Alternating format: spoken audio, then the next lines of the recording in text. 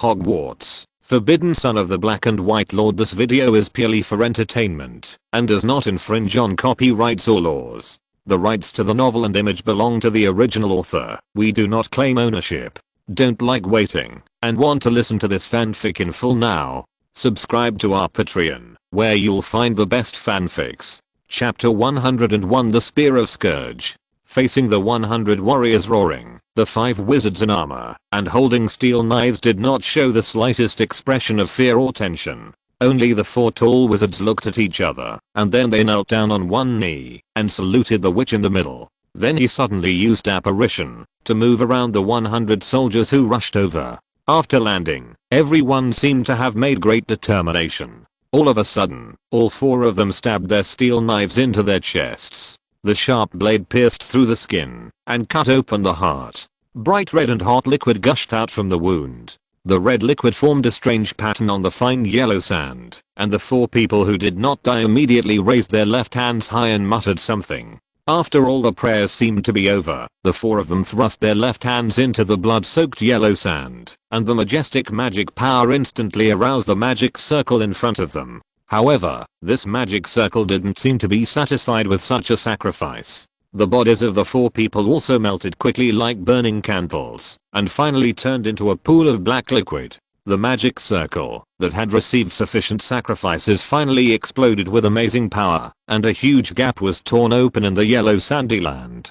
Countless demonic hands from hell protruded from the gap, trying to drag the roaring warriors into the eternal abyss. However, standing next to the throne, the warriors personally selected by the Lord are ordinary people. Even in the face of these unknown and treacherous creatures, they still burst out with amazing courage and waved their sharp blades in an attempt to fight against these magical creatures to fight. But mortals are doomed to be weak, and the resistance lasted less than 10 minutes. The 100 gold-armored warriors were still dragged into the abyss by those demonic hands. Augustus, who was on the golden throne, just watched everything that happened coldly. After the battle was over, Augustus was still watching the witch standing in the yellow sand, and then said jokingly, "You would rather let your companion die than tell that secret. It seems that Grindelwald has had a very serious impact on you.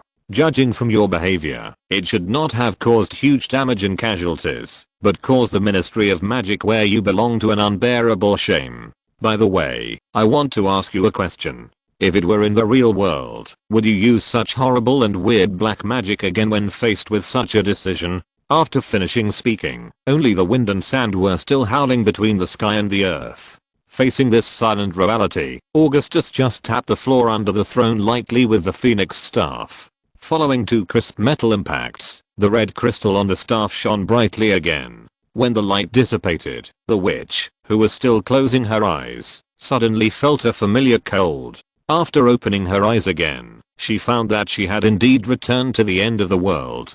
Turning her head to look, she saw Augustus still silently looking at her with his cold eyes. "According to the previous agreement, you are now free, and for your courage and daring to fight, I allow you to take the corpse of your companion." Looking at the woman in front of him, Augustus said silently. The witch who got the permission immediately ran to the 4 corpses that had been frozen into ice sculptures. Through the transparent ice shell on the surface of the corpses, one could clearly see a huge sharp knife wound on the chests of the 4. The blood has turned black due to the passage of time, and the painful expression before death has been perfectly preserved by the extreme cold. After being dazed for a while, the witch took out a thing similar to a portkey from her bosom, channeled her magic power into it, and left the end of the world with 4 ice sculpture corpses. After the witch left with her partner's body, Augustus took out the gold pocket watch from his body, opened it and checked the current time carefully. It is now 10:25 in the evening of British time. After checking the time, Augustus did not put away his pocket watch, but said loudly into the dark place of the wind and snow, "All the performances are over. Mr. Tom Riddle, you should have achieved what you want to achieve. Use those cannon fodder to figure out my cards. I have to say that you are such a disgusting coward. Now that everything is over, come on, let's finish that unfinished duel." After speaking, Augustus continued to look at the pocket watch in his hand and looked up at the sky that was still covered by the blizzard. In the darkness of the wind and snow, as soon as Augustus finished speaking, the iconic laughter came from the wind and snow. A figure who had been exhaling too long white gas from his nostrils walked quickly through the wind and snow. Come. I have to say that you are becoming more and more interesting to me. Your amazing magic skills and all kinds of gorgeous elemental abilities, coupled with this perfect body. I have to say that you are really a tempting baby. If I can occupy this body of yours, I will completely rule the entire magic world. After finishing speaking, Voldemort raised his hands high and laughed wildly, as if he had obtained the most precious treasure in the world. Voldemort, oh no, it's Mr. Tom Riddle Muggle. Have you finally fused the Philosopher's Stone? After everything, you are still that stinky mouse who is afraid of death. After consuming most of my strength and knowing most of my hidden magic, you had the opportunity to directly attack my body that has entered the spiritual realm. But you don't have the guts. You must be able to face me after the initial fusion of the Philosopher's Stone. Your Horcrux is the same. It's just a physical evidence of your fear of death. In the end you never changed. You're just a poor wretch who's afraid of death and doesn't get anyone to love you. Facing the wildly laughing Voldemort, Augustus showed no mercy and immediately used the traditional skills of the Slytherin house to start crazily outputting language to Voldemort. Facing Augustus' ridicule, even Voldemort, who had always wanted to maintain his demeanor, couldn't help breaking his defenses. He angrily raised the wand of Professor Quirrell in his hand, and it was Avada Kedavra to Augustus. Augustus's reaction was even sharper. Just as the green light gathered on the top of the wand, Augustus directly disapparated, pulling himself and Voldemort a long distance away. Seeing Voldemort, who was already 1 kilometer away from him, Augustus said loudly using magic, "Is it just so embarrassing and angry? Don't forget that you taught me the duel etiquette. Shouldn't we be elegant at this moment?" Hearing Augustus' words, Voldemort straightened his clothes immediately and then spoke loudly with magic. "Of course, let's start now. In this official duel, I will completely defeat you, an arrogant kid, and take away your enviable body. Let's start now. I hope you haven't forgotten the etiquette I taught you." After finishing speaking, Voldemort raised his wand in front of him, as if he wanted to start a formal duel with Augustus. Seeing this situation, Augustus just smiled disdainfully, and then said mockingly, "How can I be sure that you won't take the opportunity to sneak attack again? Let's do it this way. Let's flip a coin to decide when to start."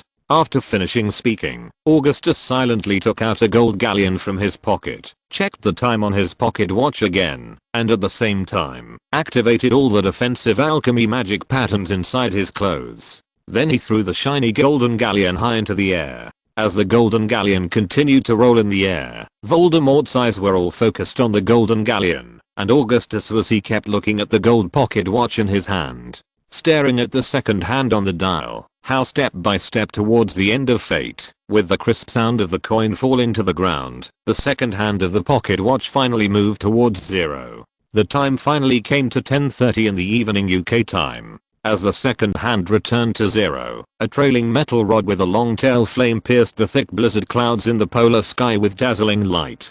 Like the spear of Scourge dropped by the supreme god above the sky, carrying unstoppable power, it landed directly on the land where Voldemort was. At the moment of contact, the air between the sky and the earth seemed to lose its ability to flow, and the unstoppable power destroyed everything in front of it, and the sun came down to the world again. The powerful shockwave formed a huge storm, which swept Augustus, which was 1 kilometer away, into the air like blowing a leaf. Through the transparent magic shield, Augustus saw it, which was like the doomsday scene described in Indian epics. The sky is full of strange splendor, just like the Holy Spirit showing power. Only 1,000 suns can compete with it. I'm Death, the destroyer of the world. Looking at the rising mushroom cloud, Augustus couldn't help sighing inwardly. I hope you can like it, this cemetery chosen by you. I have carefully prepared everything to present you the most magnificent funeral in the world. After thinking about this, Augustus quickly used apparition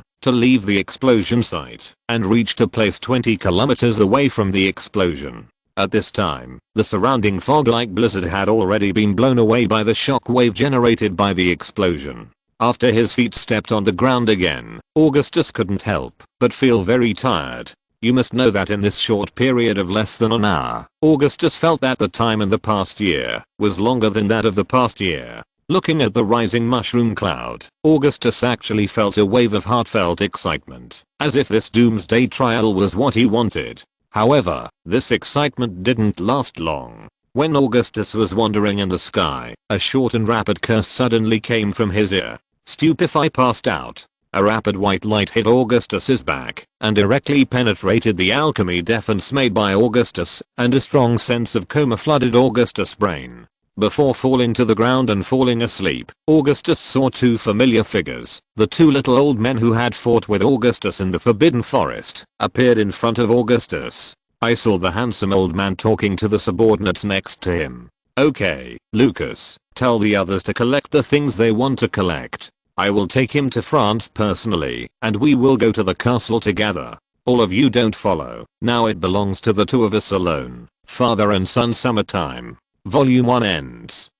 Chapter 102 Condolences to Mr. Weasley. Seeing Ron's constantly changing expression, Augustus took out a Colt revolver from the system space and began to calmly reload the ammunition. After loading 6 small caliber ammunition into the magazine of the revolver, Augustus flicked his wrist, and the magazine of the revolver returned neatly. As the magazine returned to its place, there was a sound of metal clashing, and Augustus snapped his fingers again. Ron, who had been hanging on the tree, fell directly to the ground with the snap of his fingers, and his limbs, which were broken by Augustus, began to recover gradually. Seeing that his limbs had recovered, but he still didn't have the courage to stand up, and could only sit on the ground, Augustus slowly came to the front of the opponent. He squatted down, and looked at the other party calmly, and handed over the Colt revolver in his hand, and said, "Small caliber pistol bullets with reduced charge will not mash your entire head into pieces, and keep your complete body as much as possible."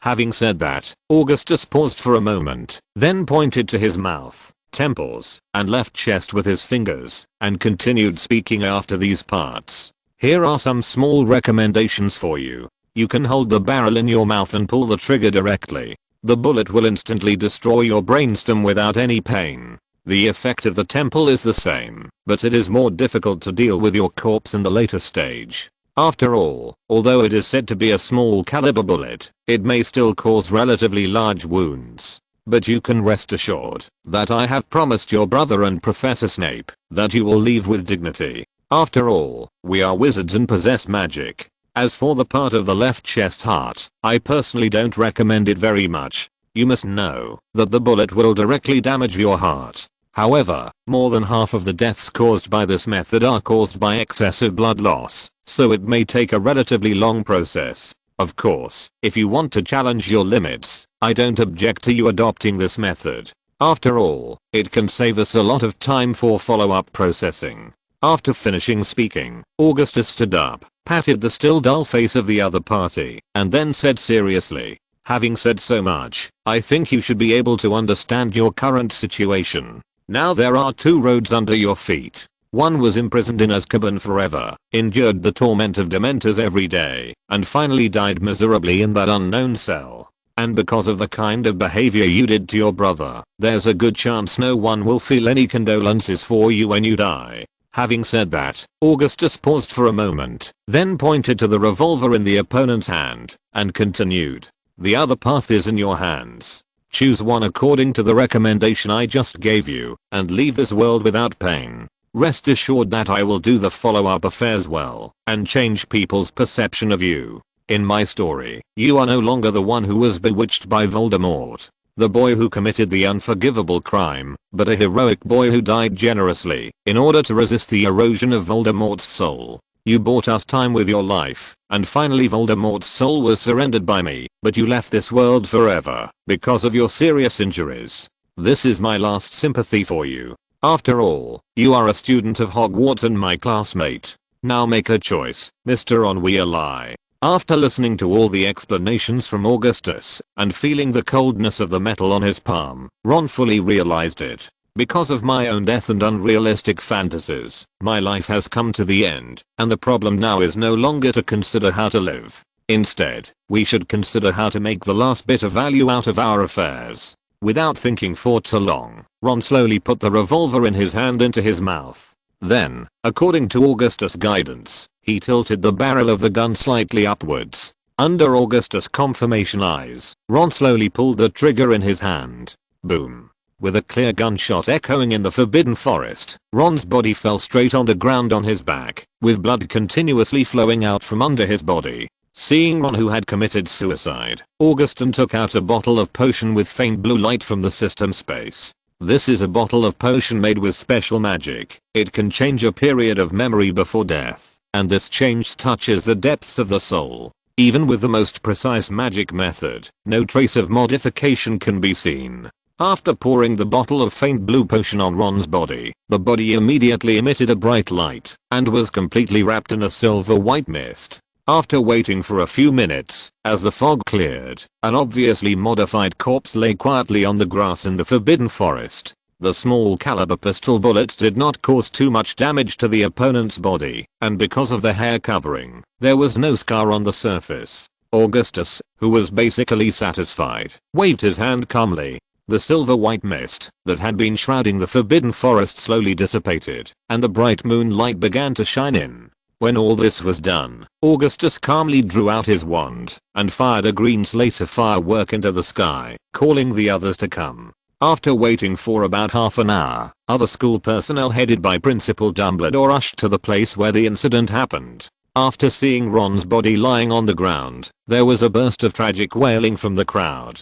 4 red-haired students pushed away the crowd and came to Ron's body, crying loudly. Augustus came to the side of Principal Dumbledore and the professor, released the flame that wrapped Voldemort's soul, and then said calmly, "At the last moment, Mr. Weasley finally realized the huge mistake he made, and in order to make up for his mistake, he sacrificed his own life, preventing the resurrection of Voldemort. I know many people don't like him, so we should applaud the courage of this Gryffindor and mourn the death of the other party. At the same time, we also want to eliminate the mastermind behind this incident, so as to comfort the sacrificed Mr. Weasley." As he said that, Augustus suddenly increased the input of magic power, and the terrifying blue fireworks began to surge, accompanied by a mournful howl. Voldemort's soul wrapped in flames was burned to ashes by the terrifying fiend fire, leaving only an unpleasant smell and a trace of black smoke lingering in the air. After disposing of Voldemort's soul, Augustus took the lead in expressing his condolences to Mr. Weasley by raising his elder wand above his head and launching a green firework. After listening to the narration and seeing Voldemort's soul vanish with his own eyes, all the professors and students present raised their wands above their heads. Colorful fireworks are launched to express condolences to Mr. Weasley. Looking at the rising fireworks, Augustus said calmly in his heart, "I always keep my word. Now you should be able to die in peace." Chapter 103 Dreams Come True. Professor Snape. With several heavy snowfalls, winter is gradually coming to Hogwarts, and the whole castle is full of fairy tale atmosphere. However, the warm snowy night scene as imagined did not appear. There were no young couples walking together, and no professors talking with each other while drinking hot tea by the fireplace. Now the entire Hogwarts is filled with a tense atmosphere. On a large plain near the Forbidden Forest, a giant ice sculpture stands there. At the same time, a huge observation tower stood in the distance of the ice sculpture. Standing on the tower and holding a pair of binoculars, Augustus was constantly reporting the situation to Professor Snape. In the second round, our stormtroopers charged so fast that they were killed by the opponent's snipers before reaching the fixed point. Although Miss Hall played bravely and killed 4 people on the opposite side with a sniper rifle, there was no way that the other party was too insidious. The 4 people in front were all feints. The last insidious guy walked quietly behind Miss Hall and used a melee weapon to finish off the opponent, so 2 points must be scored. After listening to Augustus' report, Professor Snape silently recorded the scores of each team on the standings and said without raising his head, "Name the name of the raider. You seem to have forgotten that, Mr. Dumbledore."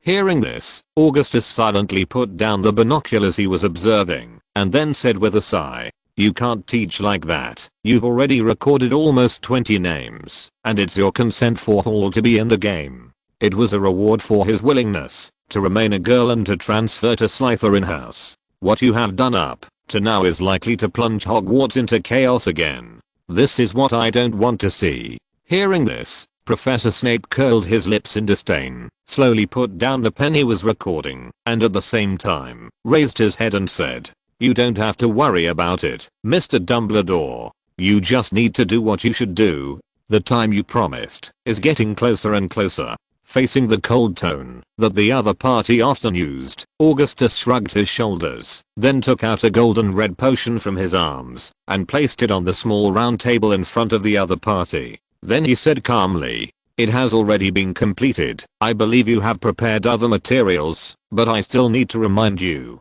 Do you really know the price you need to pay?" Facing Augustus' inquiry, Professor Snape had no intention of answering at all, and now all his attention was on the bottle of golden potion. Through the transparent glass, Professor Snape clearly felt the soul power and powerful magical energy contained in this golden red potion. The seemingly transparent glass bottle is engraved with countless complex runes on the bottle. This glass bottle itself is a priceless treasure, and there is no need to think about the value of the medicine in the bottle. Looking at this coveted treasure in front of him, Professor Snape actually felt suspicious of his actions. He had imagined this scene countless times in his dreams. I imagined that, if I could really get this kind of thing, how excited and crazy I would be at that time, so that I might ruin my calm image for many years. But when the dream really came into reality, Professor Snape realized that he was so quiet and even had a little fear in his heart. This kind of mentality made Professor Snape feel a little ashamed in his heart.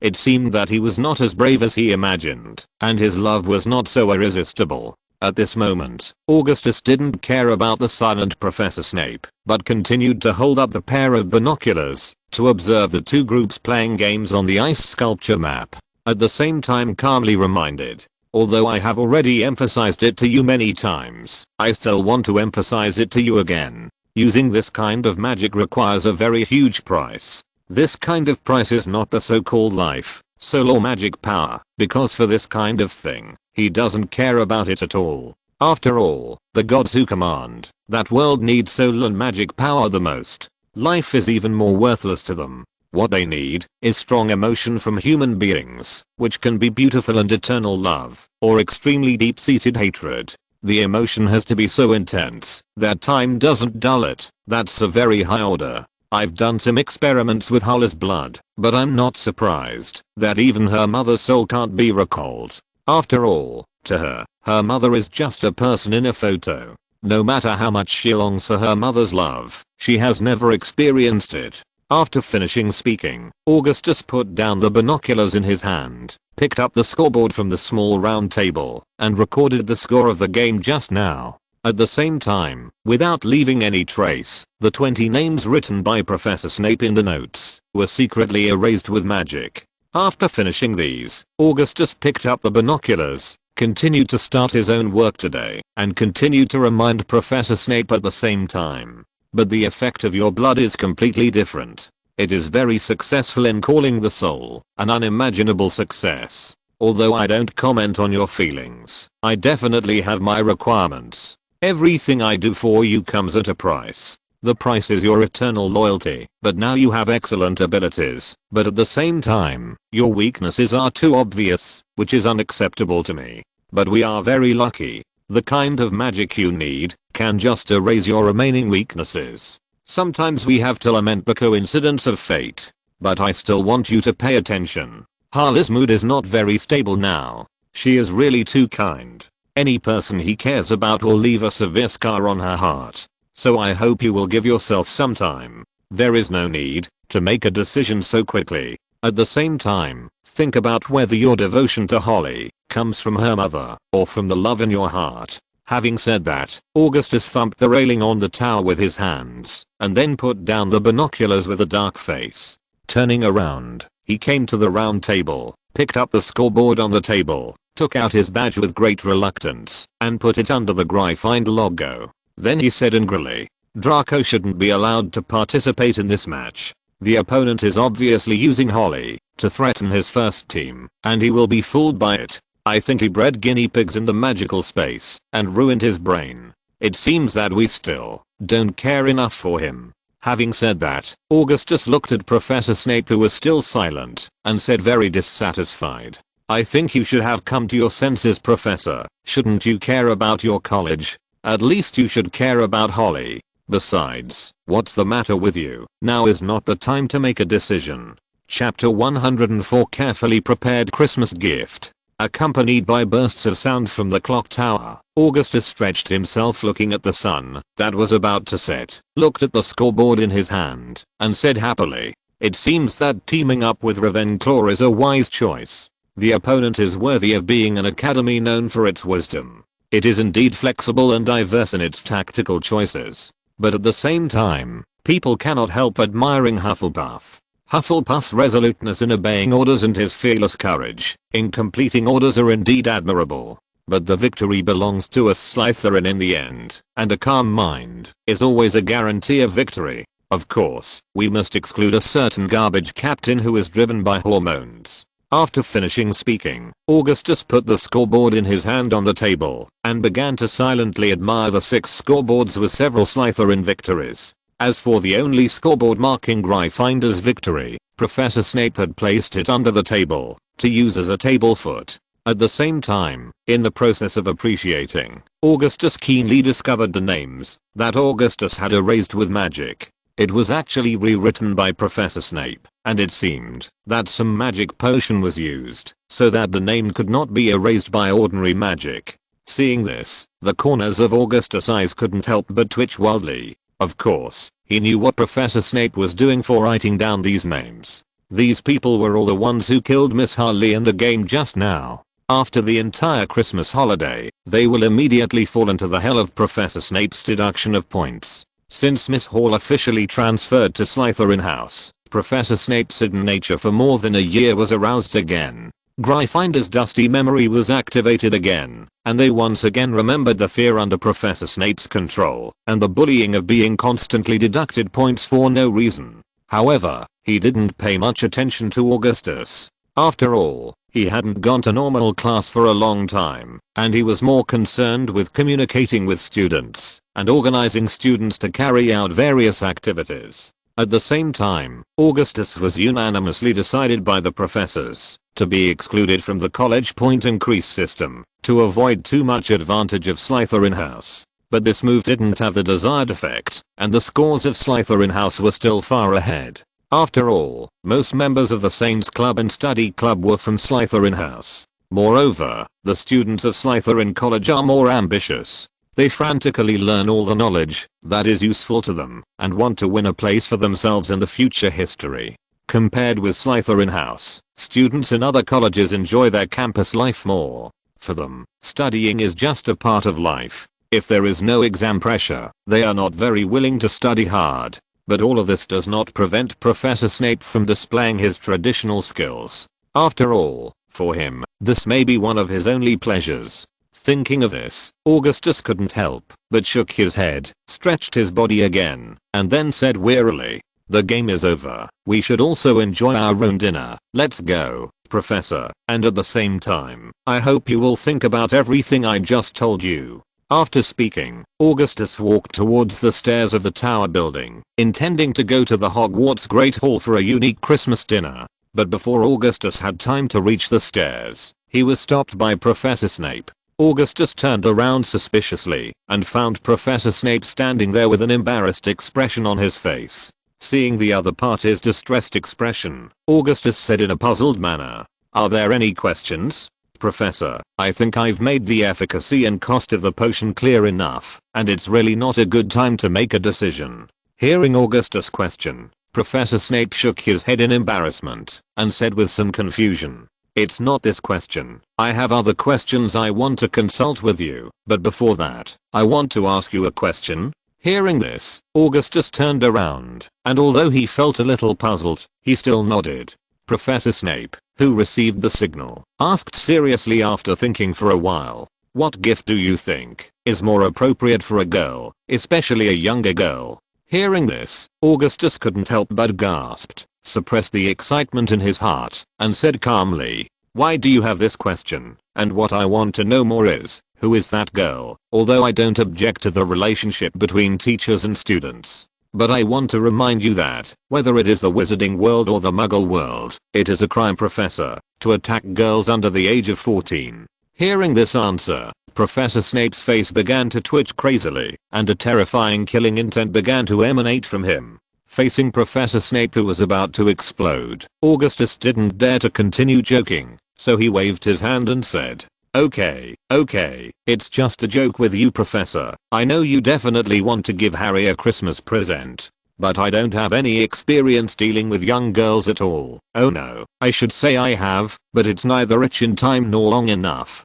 So this makes you, the professor who has always been rational, now fall into infinite entanglement and doubt. But Professor, with your character, I don't think you can listen to other people's opinions seriously, so just take out the gift you prepared, and I can give you a little reference. Hearing Augustus' answer, Professor Snape thought for a while, then nodded, and took out an exquisite gift box from his sleeve. Looking at the style of the box, Augustus couldn't help sighing. It seems that Draco and I both overestimated our position in your heart. You never went to the Muggle world to choose gifts for us. As he spoke, Augustus slowly opened the exquisite gift box, and what caught his eye was a gorgeous dress. The color of the main body of the dress is silver and white, which is very gorgeous and delicate. It is embroidered with various complicated patterns with expensive and delicate handmade lace, and the cuffs, belt, and neckline of the clothes are decorated with emerald gemstones, especially the neckline.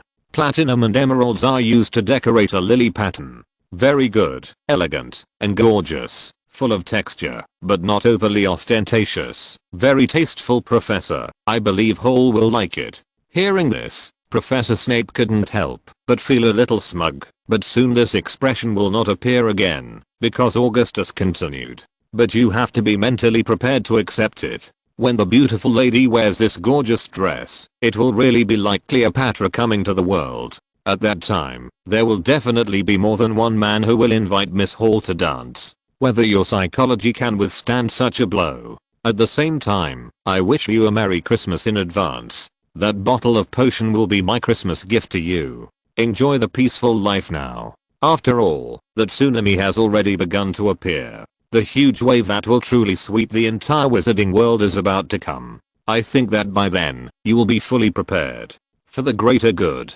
Severus Snape. Chapter 105. Another year of Christmas dinner. After the annual Christmas battle, the Hogwarts Great Hall is preparing for a sumptuous Christmas dinner. After this dinner, the students will usher in their first vacation, and most of them will leave school and go home to reunite with their families. At this time, the Hogwarts Great Hall was brightly lit and crowded with people. After the full cooperation of Professor Flitwick and Hagrid, the entire Great Hall was already very Christmas-like. The four sides of the auditorium are faced with various flashing fluorescent light strips, and according to the cedar trees towering at both ends of the professor seats above the auditorium. And every tree is cast with magic, and snowflakes are constantly falling from the top of the fir tree. The Christmas tree covered with snow has a very winter and Christmas atmosphere. The gifts made of ice and snow and the sculptures of soldier dummy are located at both ends of the student seats. The naive soldier dummy is very festive and cheerful. Of course, the most important embellishment is still on the headmaster's seat, which are two huge ice badges, namely Ravenclaw's eagle and Slytherin's python. This was the reward received by the two academies who won the Christmas battle. At the same time, they also won 200 academy points for their own academies. Meanwhile, Hufflepuff and Gryffindor students sat at opposite ends of the auditorium. They kept discussing their vacation arrangements, or lamenting why they failed in the last combat operation. Of course, if you observe carefully, most of the Hufflepuff students are discussing the sumptuous dinner tonight, or their own holiday arrangements. Most of the Gryffindor students were discussing why they failed in this combat operation, and began to summarize the reasons for the failure, while discussing the issue of sharing the pot. If you want me to say that there is a problem with our combat behavior, you always don't listen to us, and you don't even want to listen to the arrangements I made for you. Every time we clearly gain the advantage of being brave, we will lose it, because of your recklessness. This is the main reason for this failure. As a prefect and an official member of the Saints Association, Percy Wheeler was madly criticizing other students, full of dissatisfaction with the others' recklessness. Facing this kind of criticism, the Gryffindor students obviously would not accept it, especially his two younger brothers. They immediately retorted, "That's right, then why didn't you show the best record? I remember Slytherin's sniper, but every game has at least 3 kills. However, our beloved senior, every time at the beginning of the game, he confronted the opponent's sniper, and was killed miserably in the end. It seems your game is the shortest, my dear brother." At this time, the Weasley brothers had recovered from the Ron incident, and started the pistachio of Gryffindor and the whole school again. After all, as Augustus said, directness is the best healer for wounds, especially for those adolescent students who are extremely active. Of course, it is undeniable that the other party may also use his own comedy performance to cover up the deepest grief in his heart. However, in the whole school, the Ron incident has become a thing of the past.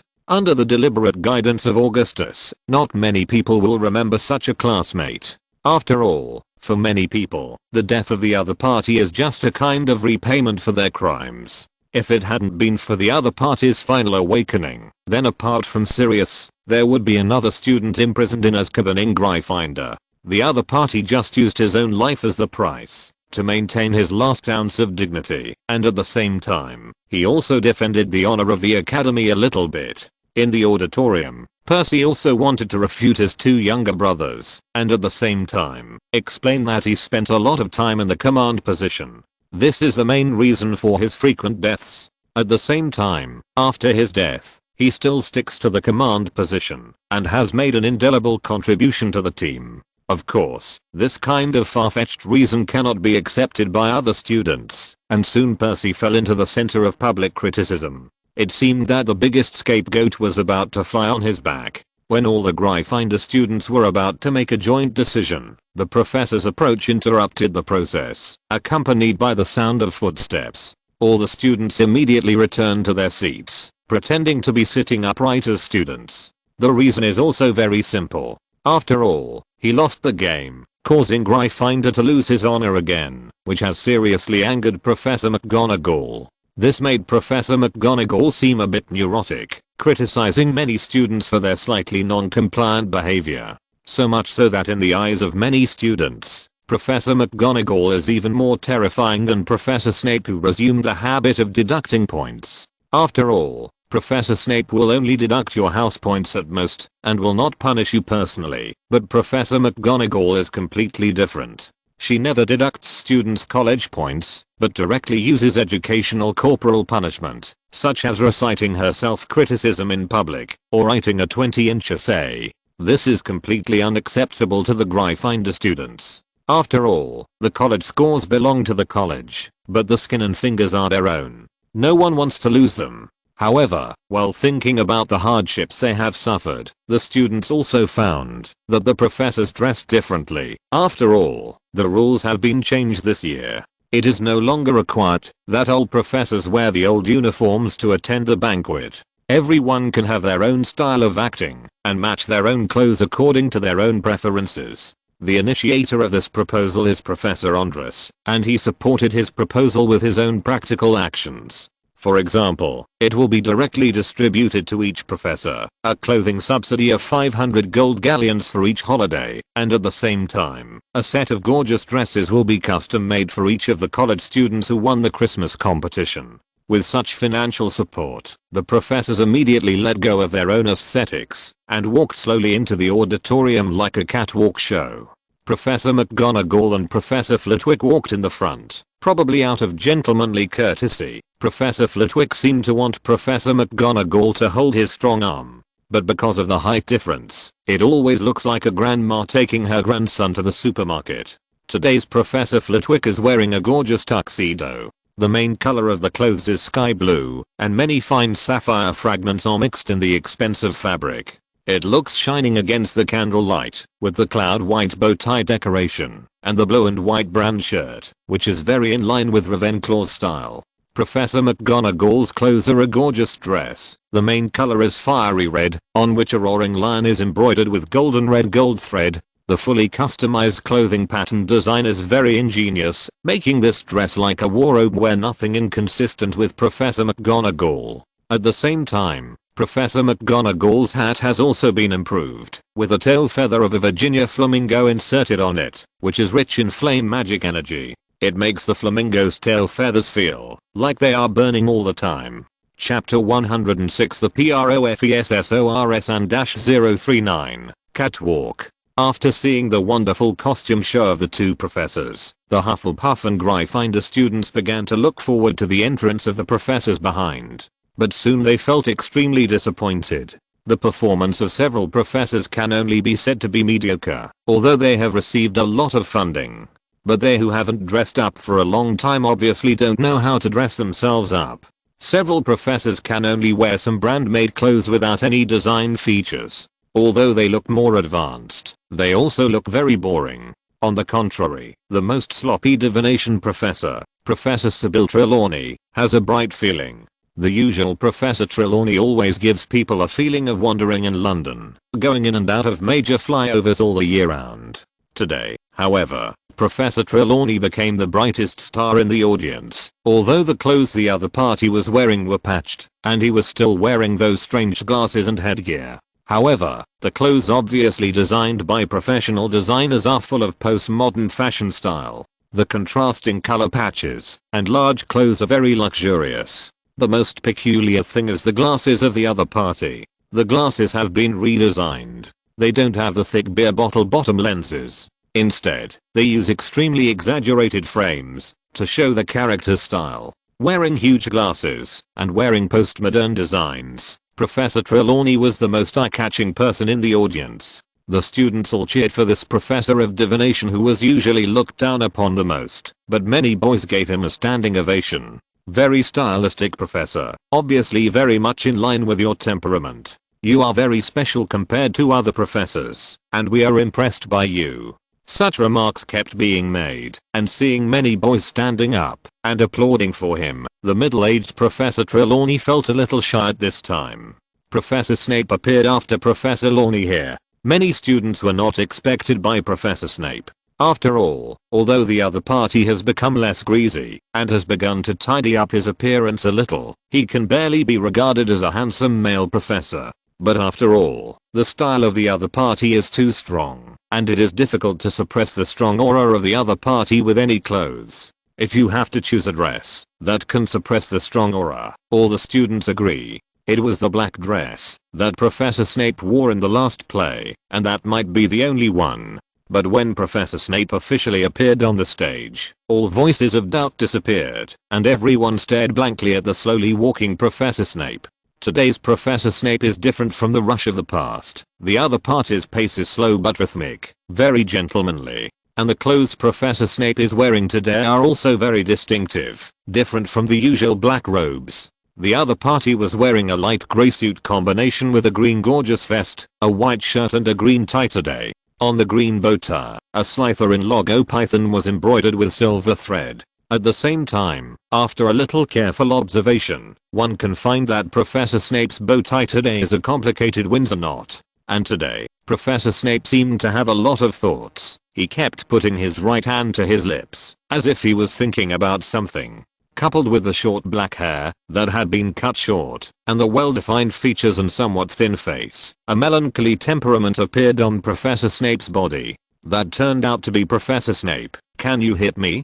And do I need to go to the infirmary to have a look? There seems to be something wrong with my eyes. Looking at Professor Snape who was walking towards the professor's seat, students kept asking such strange questions. At the same time, some students kept screaming. After all, many students were willing to help their classmates in response to this kind of request to hit each other. Of course, Professor Snape couldn't understand what happened in the student's seat. When he came to the professor's seat, Professor Snape sat on it directly. He didn't communicate with any professor and put his hands together on his lips, as if he was thinking about a very complicated problem.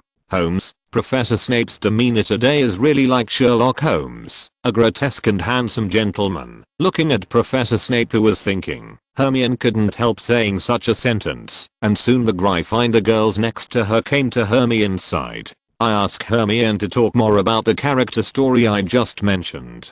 After all, Professor Snape is very attractive now, and many girls want to know how the other party feels now. Just when Hermione wanted to fully discuss this issue, the sudden noise interrupted Hermione's rhythm, and she followed the noise. Hermione felt her brain froze at this moment, because she saw a picture she would never forget. Two very handsome old men walking side by side. That was the last one to come. Principal Dumbledore and Professor Andreas, both of them were fully dressed today, and looked very energetic. The main change was concentrated on Principal Dumbledore, who cut off his long white hair and carefully trimmed his beard. The changed headmaster Dumbledore made people wonder who this handsome old man is at first glance. Wrinkled but still exquisite facial features, medium-length white curly hair, paired with a not very sloppy beard, and a tall and straight figure. It shows an outstanding temperament.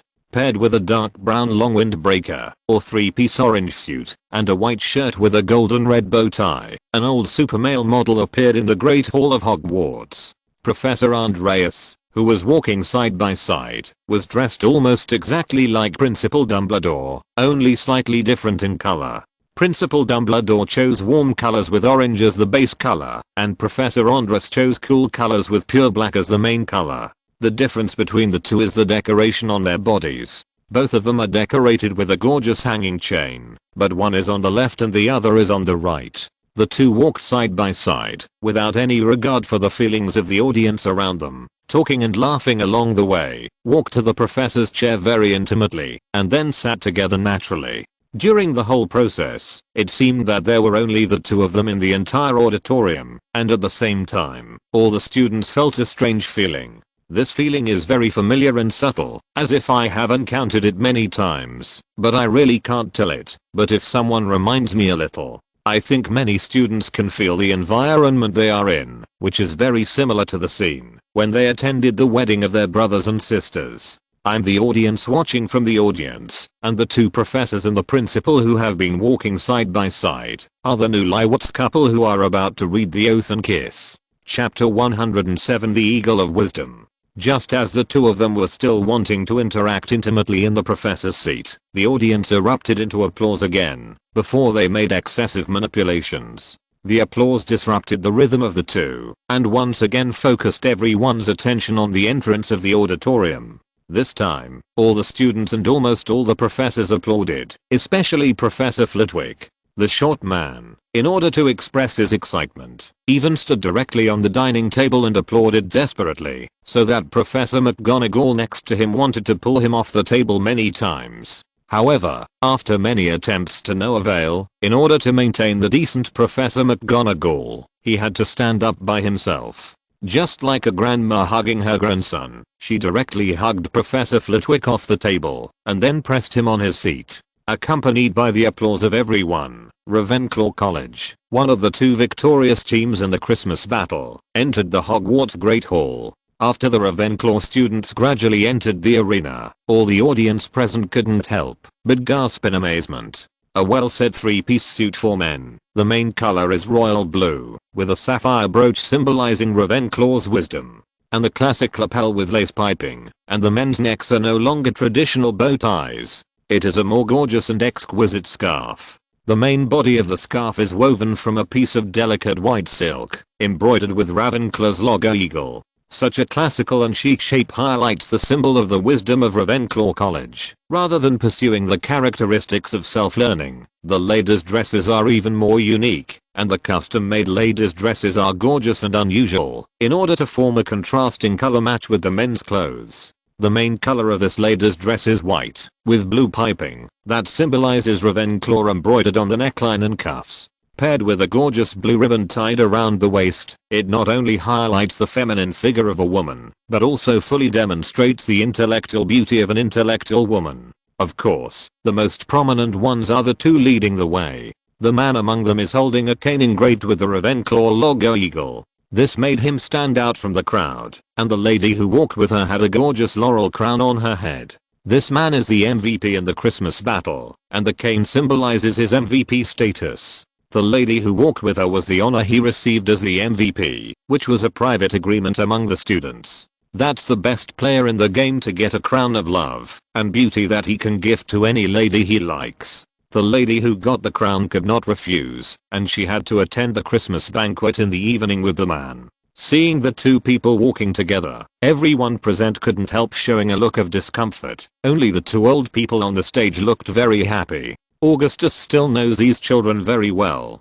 His simple method made them full of interest in the outside world again. As he said, "This world is very vast, a wizard curled up in a corner of the world." After seeing the beauty of the outside world, everyone will be full of desire for freedom. After all, the pursuit of beautiful things is engraved in the deepest part of human hearts. Looking at the group of students in the audience who kept booing, and at the man who walked with the girl he liked, arrogant like a victorious rooster, Grindelwald said incredulously, "But the British magic world can no longer withstand any turmoil. Now the magic world is like a lonely boat in a storm, and there is a risk of capsizing at any time. I hope you will not take any violent measures this time, even if you have pity on my old bones." Hearing Grindelwald's words, Dumbledore on the side couldn't help saying. Hearing this, Grindelwald took out a pudding covered with thick honey from his sleeve, gently placed it in front of Dumbledore, and then said, "There's no need to say such things, Albus, and you should say such things to Augustus, even though I'm closer to him. But as his mother, I think you still need to improve your relationship with him. This is a suggestion for you as his father." Hearing that the other party started talking nonsense again, Dumbledore did not answer directly, but picked up the pudding directly.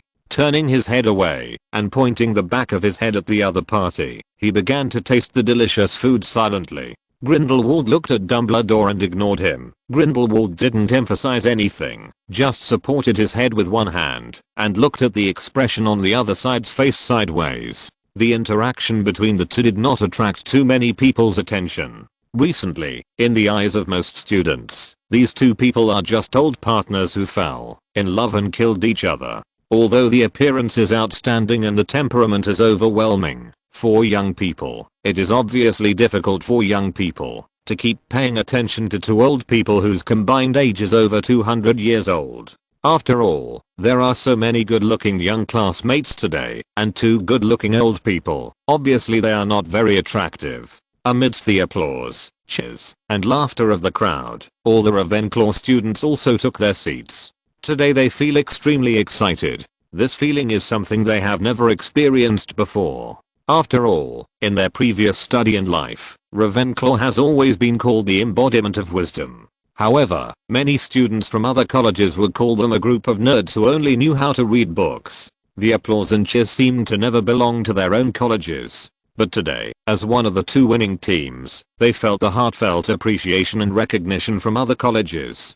Getting the applause and cheers that I dreamed of, this feeling is really intoxicating. What makes them even more novel is the design concept and extraordinary aesthetic taste of the Muggle world. When Professor Augustus and Andres handed over more than 100 design manuscripts to them, many of them were surprised for the first time in their lives. Even the students of Ravenclaw College, known for their wisdom, never thought that they could have so many design ideas just in terms of clothing design. The various designs, as well as the deeper design concepts behind the designs, all shocked these teenagers who had lived in the wizarding world since they were young. Many people's psychology has undergone tremendous changes, and they began to realize how narrow their own world is, and how vast the world outside magic is. How can one obtain the greatest wisdom in the world by closing oneself in this small world?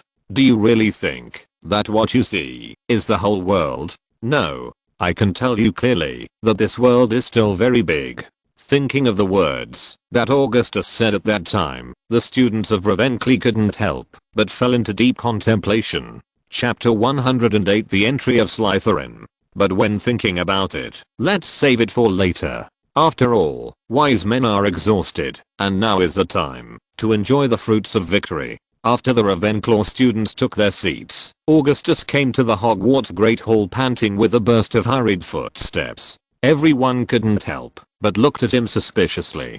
Today's Augustus didn't appear together with the other Slytherin students. As if he had just finished work, with a deeply tired expression on his face, he yawned and walked towards the professor's seat. Augustus, who came to the professor's seat, sat down on the empty seat next to Grindelwald, rubbed his sore eyes, and looked at the empty desktop. Feeling hungry, Augustus wanted Grindelwald next to him to get him some small cakes to satisfy his hunger, so he turned his head to talk to the other party. Then I felt a critical blow to my soul. After all, the scene in front of me was too shocking. After Dumbledore finished eating the pudding with thick honey sauce, he didn't know whether he was angry or ate too hastily. There was a thick layer of honey sauce on his face. Seeing this scene, Grindelwald wiped off the sauce on the other person's face very considerately and gently. Originally, there was nothing wrong with this kind of polite behavior, but the other party did not use a mobile phone or a handkerchief, but directly used his own fingers. And when everyone was looking at the entrance of the auditorium, waiting for the Slytherin students to enter, this shameless old man, he actually put the fingers covered in honey sauce into his mouth and began to taste it. Of course, Augustus wanted to prevent the other party from continuing to carry out such shameless and extremely greasy behavior, so Augustus intervened forcefully.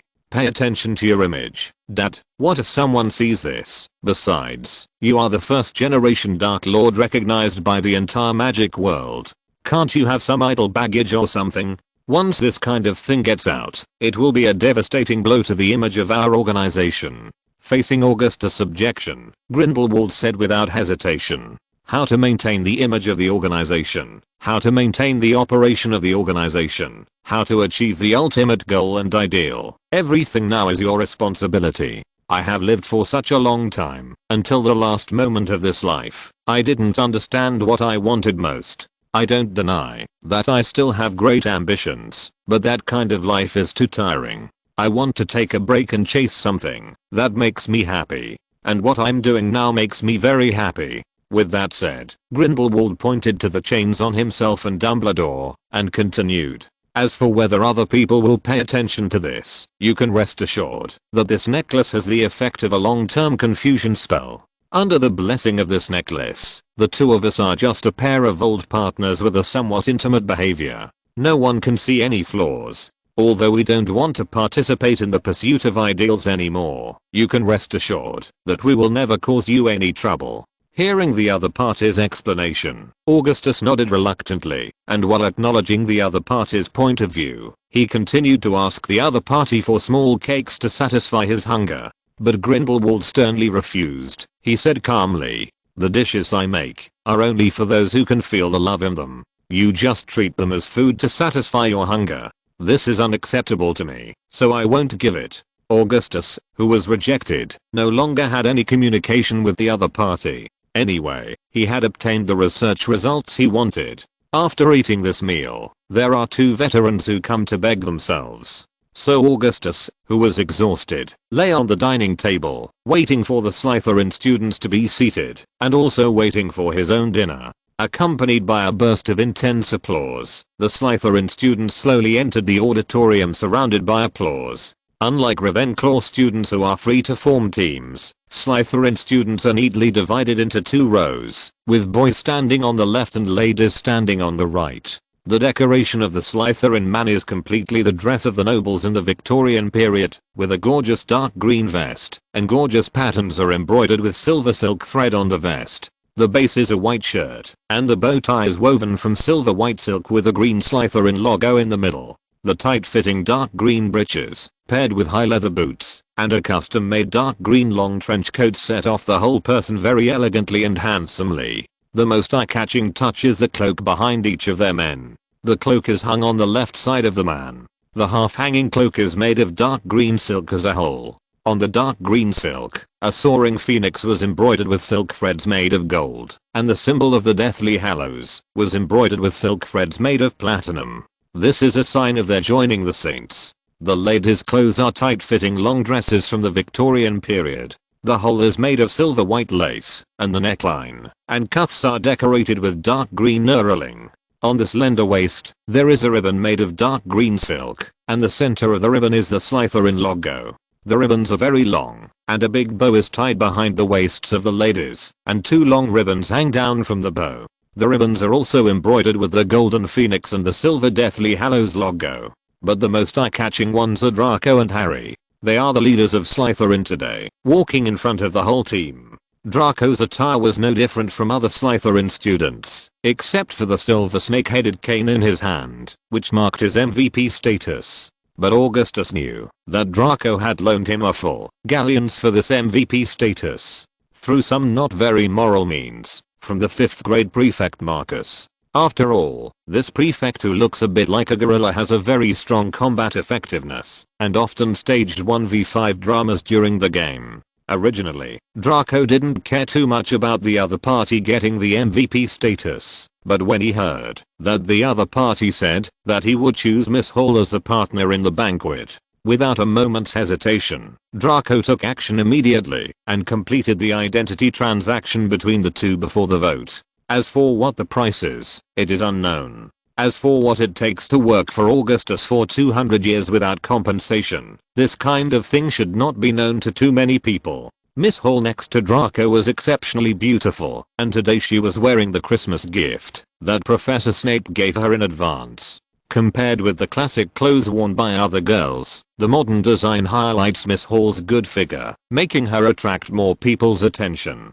This made Harry very shy and kept his head down and blushing throughout the entrance process, holding Draco's arm tightly with both hands. Looking at the proud Draco and the shy Harry, Augustus laughed happily, then without leaving a trace, he looked at Professor Snape beside him. Shockingly, there was no anger on Professor Snape's face, although his eyes kept looking at Harry who entered the arena. But Augustus could clearly feel that the other party's eyes showed more reluctance and apology. If you're listening to this novel on a channel other than Fanfic World, it means they downloaded and uploaded it without effort. We cordially invite you to visit our channel, Mundo Fanfic Novelos. There you'll find the original version of this story and you can explore many other novels of various genres. We're waiting for you to immerse yourself in a world of incredible novels. Chapter 190 S Not Christmas Alone.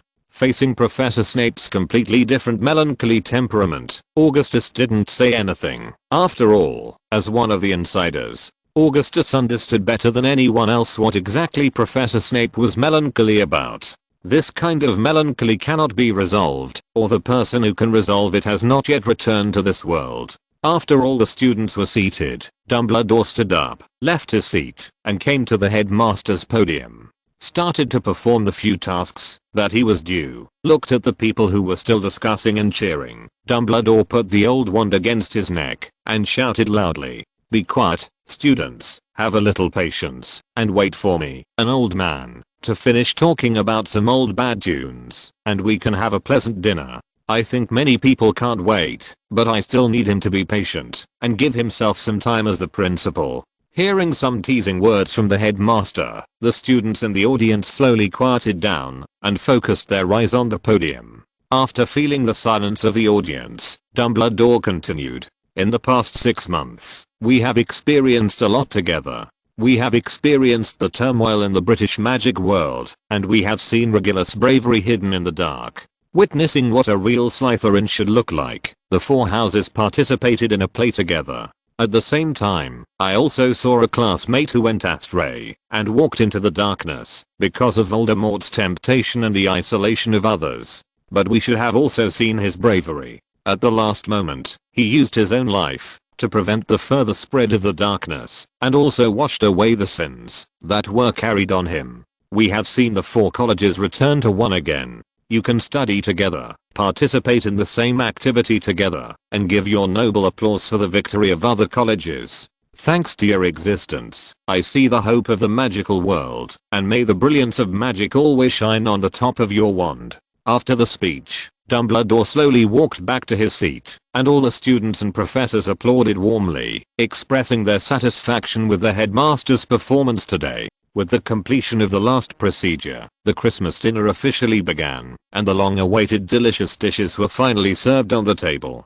Different from previous festive dinners, the dishes of this dinner are mainly French and German dishes. The table is full of live bread and sausages, as well as grilled sizzling foie gras and snails. Seeing that the British dishes represented by stargazing pie did not appear, most of the students were a little surprised, but only a little surprised. It's more joy and joy. After all, these dishes are only occasionally eaten in high-end restaurants for British magic students who are currently in a tense situation and with shrinking finances. As for the professors, they are also very happy. After all, they have lived in this castle for more than 10 years or even decades, and it is certainly novel to change their taste occasionally. There was a happy atmosphere in the entire venue, and everyone no longer pretended to be reserved. The entrance ceremony and the battle of the previous few days consumed too much energy of the students. Seeing a table full of delicacies, the students quickly switched to the crazy cooking mode. Dumbledore felt helpless and unhappy when he looked at the students who were only busy with cooking, and at the professors, who kept exchanging cups and blessings. Because of the special Christmas meal I ordered at the house elf, I don't know why it was replaced with sausage and sauerkraut. Looking at the German sausage sprinkled with pepper and salt on his dinner plate, and the crispy sauerkraut pork knuckle that would creak when cut with a knife, Dumbledore didn't know what to eat for a while. Looking at the bewildered Dumbledore, Grindelwald waved his hand lightly, and the plate of authentic German Christmas dinner disappeared directly on the dining table. Then Grindelwald took out a huge honey cake, a huge creme brulee, and an oversized cup of hot cocoa from his sleeve. Putting these desserts between himself and Dumbledore, he pretended to be helpless and said, "It seems that I'm really old. I have prepared 2 copies, but it seems that I only brought 1, which makes people very distressed. It seems that someone who is unwilling wants to have dinner with an elderly man like me, but he just doesn't know if I have the honor." After finishing speaking, Grindelwald looked at Dumbledore with a half smile, waiting for the other party's reply. Dumbledore glanced at this scheming old guy and didn't give the other party a direct answer, but directly grabbed the spoon from the other party's hand and began to taste the dessert, talking to himself. Looking at his father and mother who started to make trouble again, Augustus felt very speechless and could only pray that the dinner party would end as soon as possible. At the same time, he began to immerse himself in cooking crazily, hoping to distract himself with delicious food. Fortunately, the British did not have the tradition of discussing things at the dinner table. Under the strong temptation of the French dinner, most of the students and professors were full soon. After the last course of black tea to relieve tiredness was served, the Christmas dinner came to an end. After the students stood up to pay tribute to the professors, they also began to leave one after another. At the same time, many professors got up and left their seats after giving each other Christmas wishes. Dumbledore and Grindelwald were obviously dissatisfied with the end of the banquet so quickly, and they got up together and left the auditorium side by side and went to another place to continue the dinner between the two of them. As the staff left one after another, only Augustus and Professor Snape were left on the professor's seat. Looking at Professor Snape, who still had a melancholy expression, Augustus said calmly, "There is no need to make a choice so quickly, Professor. I have never held any opinion on your ability and loyalty. I can allow you to make a decision during this summer vacation. After all, for me now, I also want to enjoy a rare leisure life." Hearing Augustus' persuasion, Professor Snape just replied indifferently, "I can't be that selfish. Hall is still waiting for her mother." Regarding Professor Snape's answer, Augustus pouted contemptuously and said calmly, "You are also Harry's guardian now. You are not spending this Christmas alone. Don't forget, there is someone else waiting for you to take her home." Hearing this, Professor Snape wanted to refute something, but his words were interrupted by Harry. After seeing Harry, Draco and others exchanging blessings and embracing each other, they jumped happily to the professor's seat. Looking at the somewhat melancholy Professor Snape, Harry scratched his head in embarrassment and quickly explained, "I didn't mean to ignore your professor on purpose, and it was an agreement between the classmates, and I promised it. Please don't be angry, okay? And your gift, I like it very much. This is the most beautiful dress I have ever received in my life. Thank you, Professor. By the way," then Draco said, "that their gifts have been sent to our house. So let's go home quickly." "Okay, I want to go home and open the presents." Chapter 110, The Beaten Dumbledore and Grindelwald. Dumbledore, Grindelwald, and Augustus at the Honeydukes candy shop in Hogsmeade. While drinking a cup of special hot cocoa, they looked at a dilapidated bar diagonally opposite the candy store. The two old men both looked distressed, as if they were struggling with a very difficult matter, while Augustus supported his head with one hand, thinking about the scene last night. "Since I promised Professor Snape to help him fulfill his wish from the very beginning, he has been vaccinating him, but my painstaking persuasion didn't seem to have any effect, and the other party still went its own way. And when his wish was about to come true, he showed a very obvious pessimistic mood. Augustus once thought that after the other party resurrected Lily, he might end his life. But Augustus finally found out that he was wrong, and he was very wrong. It wasn't that the advice didn't work, it was just that the people who advised him were wrong. When Harry held Professor Snape by his hand and asked him to take him home for the holiday, Augustus could clearly express that the smile never fell from the corner of his mouth. It's really a group of boring people, without belief, ideals and pursuits. Thinking of the scene just now, Augustus couldn't help complaining. At the same time, he drank the hot cocoa in his cup and looked at the two old people who were still struggling. Augustus continued to complain. Is it that troublesome? Besides, it's a good thing. I just ask you to take one of each other's hair. After this magic is completed, the gap between you will disappear in an instant, and finally everyone will have a happy Christmas together. Such a beautiful result. Isn't this attractive to you? I really don't understand you. Hearing Augustus' complaints, Grindelwald pointed to Dumbledore's nose and said, the last time the two brothers met, Aberforth, the younger brother, broke the bridge of Albus, the older brother. Just cut it off with a punch, without any emotional components. Hearing this, Augustus couldn't help touching the bridge of his straight nose, and then said seriously, anyway, it is impossible for me to help you complete this task. After all, even if the magic is completed, you still need to reconcile with him. If everything is up to me, this whole thing won't make any sense. Hearing this, Dumbledore nodded and imitated what Augustus did just now, drank the hot cocoa in his cup, and walked towards the bar like a soldier about to go to the battlefield.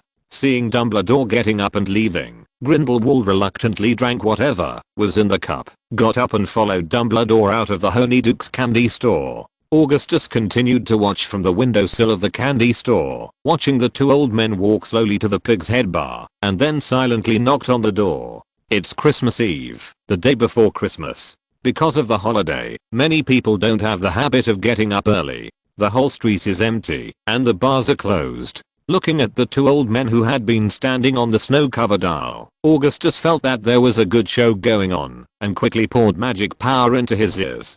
Get your energy to a very sharp level, so that you don't miss anything exciting. With the improvement of his ear hearing, Augustus clearly heard a rush of going downstairs, accompanied by constant abuse. For example, it's really a bunch of drunkards who come to drink so early. I guess these people don't have any business to do. They're really a bunch of boring bastards. Accompanied by constant abuse, the door of the bar slowly opened, and Augustus also raised his spirits, looking forward to the beginning of the good show. But unlike what Augustus expected, there was no fierce verbal confrontation, and Aberforth came to Grindelwald and Dumbledore. There was no communication with the two people in front of him, accompanied by two dull sounds. The two people who were standing at the door of the bar just now flew upside down and fell on the thick snow. Then the bar was closed with a loud bang, leaving only the two on the snow, covering their noses and standing up with their hands supporting each other with difficulty.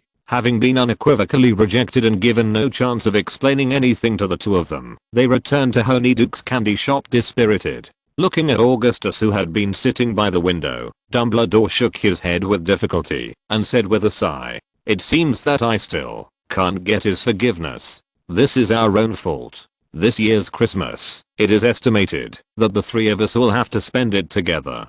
Grindel on the side shook his head. Although he looked at Augustus, who was a little smirking, he thought for a while, and then took out 3 gleaming golden keys from his arms, put it on the dining table, and then seriously said to Augustus, "I know you have a way, and I also know that you are a little bit resentful about what the two of us did, but we won't apologize. After all, we teased our children. It's the right of being a parent, and it's one of the few joys of being a parent." Hearing this, Augustus also stood up and said resentfully, "Then what else are we discussing? It's better to go back to my hometown earlier to prepare dinner. I don't want to see any explosions in the kitchen this year." Seeing Augustus getting up to leave, Grindelwald pointed to the 3 golden keys on the table and said calmly, "The door keys are 3 castles in France, Germany, and Italy. Each castle has its own vault. I assure you that each vault contains no less than 50 galleons. At the same time, each castle has an independent library, which contains strange magic and ancient magic scrolls that are not available in major colleges, and there are rich alchemy materials. Hearing this, Augustus, who had already walked to the entrance of the candy store, turned back to the two of them, and then said seriously, "After all, that uncle is also my uncle. For the harmony of the family and the reunion with the whole family on this special day, I'm still willing to be a lobbyist. This is out of my kind and pure heart, and it is not influenced by any interests. I hope you can clearly understand the mistakes you have made and correct it, and at the same time guarantee that I will never make similar mistakes in the future. I can still accept these things with difficulty." After speaking, Augustus put the 3 golden keys into the system space, then left the candy store and walked towards a Pig's Head bar. Looking at the closed bar door, Augustus took a deep breath, then knocked on the door lightly and asked, "Anyone? I want to see Aberforth Dumbledore." When he first heard someone knocking on the door, Augustus clearly heard the other party swearing behind the door, but it was not Dumbledore's voice that was heard by the other party. Still walking slowly towards the door, hearing the footsteps getting closer, Augustus tidied up his clothes. After the bar door opened, Augustus saw an old man slightly younger than Dumbledore, who was very similar to Dumbledore. Augustus greeted quickly. "It's our first meeting. My name is Augustus Dumbledore. I should be your nephew." However, just after he finished speaking, Augustus saw a fist flying towards the bridge of his nose at high speed. Damn fork. Chapter 111 The Soft Persuasion of Augustus. Hearing Augustus's national curse, Grindelwald, who had been secretly observing the Honeydukes candy store, could only sigh secretly. At the same time, there are still some little secrets, and continue to watch, hoping to see some favorite scenes. Accompanied by the dull sound of body collisions and the sound of a heavy object falling to the ground, Augustus still stood firmly at the door of the bar, shaking his left hand with a helpless expression. Then Augustus made an international friendly gesture to the Honeydukes candy store, and walked into the bar without haste. Looking at the environment around the bar, Augustus couldn't help complaining. "Can't you people decorate this better? It's more like a bar than a stable." Aberforth, who was lying on the ground covering his nose, immediately stood up and shouted loudly when he heard the little bastard's complaints. "Get out of here immediately. You are not welcome here. I can see your background when I see your eyes. I will never allow people of Grindelwald's blood to enter here, even if you have the blood of the Dumbledore family on your body." Looking at his uncle who was yelling loudly and wanted to fight again, Augustus waved his hand speechlessly. Fortunately, the other party didn't have a wand, so it was easier to deal with. With Augustus waving his hand, an invisible repulsive force pressed the opponent to a stool in the bar, and then a few dark blue magic chains firmly tied the opponent to the stool. Aberforth, who had suffered a sudden change, looked at Augustus with a look of astonishment, obviously not believing that such a young child could have such a strong magical ability. But Augustus is not in the mood to take into account the feelings of the other party at the moment. Looking at his uncle who has been tied to the stool, Augustus said, "Mr. Dumbledore, you are suspected of beating a minor, and the minor is your relative. This behavior is extremely vile and despicable. It caused indelible psychological damage to the victim. Before the Aurors came here to arrest you, I think you should do something to make up for your mistakes. What do you think of 50 galleons?" Hearing this despicable and shameless extortion, Aberforth almost couldn't catch his breath. After taking a deep breath, he looked at the little bastard and said seriously, "Don't be delusional anymore. Anyway, I have almost lived enough. I just didn't think about the last moment of my life. It's an ironic reality to see such a wicked person like you, a Grindelwald with the blood of the Dumbledore family." Seeing that the other party's prejudice was already so deep, Augustus didn't want to say anything to the other party, and silently took out a piece of parchment and a bottle of potion that glowed with golden light. After snapping his fingers, the parchment slowly floated in front of Aberforth. Augustus pointed to the parchment suspended in midair and said, "I think you should still be able to read. Take a good look at the above content, and then I will give you another chance. You are a chance to reorganize the language." Looking at the parchment floating in front of him, Aberforth felt very speechless, but in order to get rid of this evil star as soon as possible, he read it seriously. Looking at Aberforth, who was reading carefully, Augustus didn't say anything and gave the other party a good reading environment. On the other hand, he walked to the counter of the other party's bar, took out a bottle of Hogsmeade's characteristic wine, and poured himself a drink in a whiskey square glass. Is this true? Tell me the truth. I have the right to know the truth of this matter. Tell me immediately. After about 10 minutes of silence, Aberforth asked with awe. The voice was so loud that his vocal cords were about to be torn. Facing Aberforth, who wanted to break free from the stool, Augustus walked to the other side without any haste and released the imprisonment of the other's hands and handed a glass of red wine to the other party's hand, then said calmly, "There's no need to be so excited. More excited may come later. If you tear your vocal cords now, then when you see your sister, you may not be able to say a word. So I suggest you drink that glass of red wine, moisten your throat, and organize your language again." Hearing this, Aberforth drank the glass of red wine reluctantly, then looked at Augustus with his own eyes, and said seriously, "What do you want? The Dumbledore family's property is not in my hands. All I have is this old bar. I can just give it to you, and give you all the wealth I have accumulated over the years, as long as you can complete your own magic." Listening to the other party's emotionless words, Augustus felt a little angry, looked at the other party's righteous look, and said mockingly, "I don't need your property.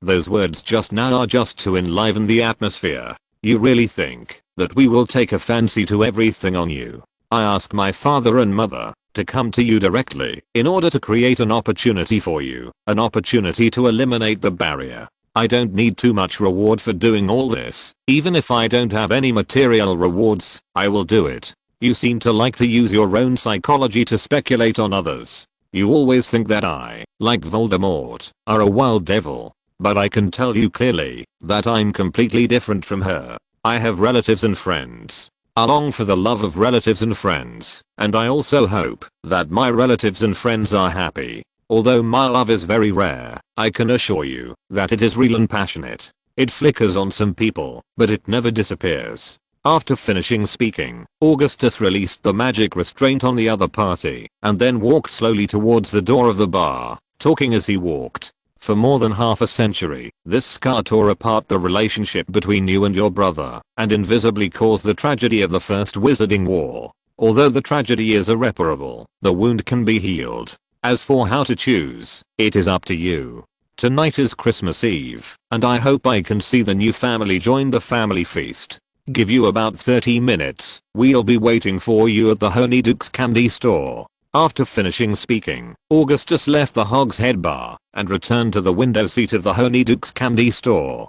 Dumbledore asked impatiently, as soon as he was seated, "How did it succeed? Is he willing to come back to me?" Hearing the impatient question from the other party, Augustus sighed on purpose. Just as he was about to tease the other party, the door of Honeydukes candy store was kicked open with a bang. Aberforth came in panting, looked at the three people sitting in the corner, and said reluctantly, "Now let's go home. We have more important things to do." Chapter 112 The Resurrected Ariana. The road to Dumbledore's old house was covered with snow, and the four of them walked on the narrow stone path, with one foot deep and the other shallow. What makes people feel even more uncomfortable is the distance of this path. Originally, it was not very far from Dumbledore's old house. However, the surrounding atmosphere made this short road seem extremely long. It may be because I haven't seen him for many years, or to express my enthusiasm. Even though Aberforth repeatedly refused, Dumbledore still walked with the other party with a shy face, and in order to avoid embarrassment and the risk of being impulsive again, Grindelwald was forced to walk behind by Dumbledore, which led to a very strange phenomenon. Dumbledore in the front, walked side by side with his younger brother. As the elder brother, Dumbledore kept talking to his younger brother, but the other party always looked disgusted. Grindelwald followed Augustus, and walked behind the two, looking at the two in front with awkward and aggrieved eyes, and the air was full of sourness. After walking through that not so long road, the four of them finally came to the door of Dumbledore's old house. Looking at the dilapidated old house, Aberforth couldn't help saying, "Since that incident, I never thought I would be back here." Hearing his brother's sentimental words, Dumbledore wanted to comfort him, but Grindelwald interrupted forcefully. "There's no need to be sad here. It's almost evening now. After finishing that magic, we still need a long time to prepare dinner. And the very sad reality is that 2 of the 4 of us have no talent for cooking. One can't tell the difference between sugar and salt and can cause an explosion in the kitchen, and the other just makes ugly, not rubbish mush every day. After finishing speaking, Grindelwald forcibly separated Dumbledore and Aberforth and walked quickly into Dumbledore's old house by himself. Following closely behind Grindelwald was Augustus. When he came to the old house, he took out a portable stove, lit a fire, and put a crucible for alchemy on it, and poured the bottle of golden potion into it, then moved his fingers, looked at the 2 Dumbledores who were still staying at the door and said, "Coming quickly, we have to complete this magic. After all, Dad is still waiting for help. I don't want to have a casual dinner tonight." Hearing this, the 2 people walked in slowly from the door, and then their eyes focused on the cauldron. Looking at the golden potion constantly churning inside, Dumbledore couldn't help asking, "Is there really no problem? Do you want to check again? You must know that this kind of magic is very taboo, although it can't be called black magic. But what can never be denied is that this kind of magic has a more profound impact on the soul. I don't want her to be unable to rest in peace after death." Facing Dumbledore's suspicion, Augustus said angrily, "Even if it wasn't for your consideration, how could I easily experiment with the soul of my relatives? Do you think I'm too bad? If you have confidence in this kind of magic, I can hand over this magic to you completely. I believe in the greatest white wizard in the world. He must be more experienced than a child like me. Are you right, my dear mother?" Dumbledore, who was choked by Augustus, was embarrassed to express any further opinions. After all, he knew the psychology of this little bastard the best. If he said a few more words that he didn't like to hear, maybe he really would never see his sister in this life. And there is a younger brother who has just reconciled with him. If his behavior leads to such consequences, his nosebridge may encounter bad luck again today. Thinking of this, Dumbledore didn't say anything else. He took out his fingers and shook his temples lightly. A strand of snow white hair slowly fell into the cauldron. That strand of snow white hair was quickly wrapped with a golden potion, and with the faint blue light, the golden potion gradually turned pink. Seeing that the changes in the potion met expectations, Augustus looked at Aberforth and said softly, "It's your turn, my dear uncle." Aberforth didn't say any more nonsense, and took out his fingers to stroke his temples lightly, and a strand of black-white hair slowly fell into the pot.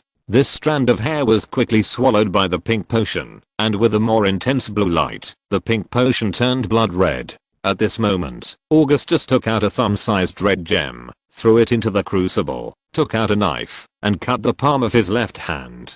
Blood like molten gold flowed out from the wound, falling drop by drop into the churning red liquid medicine. As the crucible continued to emit bursts of huge magic vibrations, the crucible and furnace made of ordinary materials were torn into pieces by the violent magic power. The tumbling red potion was suspended in the air and began to condense continuously. At the same time, golden flames began to burn around the potion. As the golden flame became more and more intense, accompanied by a burst of strong flashes, a girl's body slowly fell to the floor. Augustus snapped his fingers lightly, and the ladies' clothes prepared early in the morning were put on the opponent's body before the opponent's body fell to the ground. The girl lying on the floor stretched, as if having a long dream, yawned and opened her eyes. After looking around for a while, looking at the 3 people who had been staring at him, she shed 2 lines of tears, but a smile also appeared on his face. Looking at the younger sister, even if the other party is not the age when she died, Aberforth can still be very sure that the other party is his sister.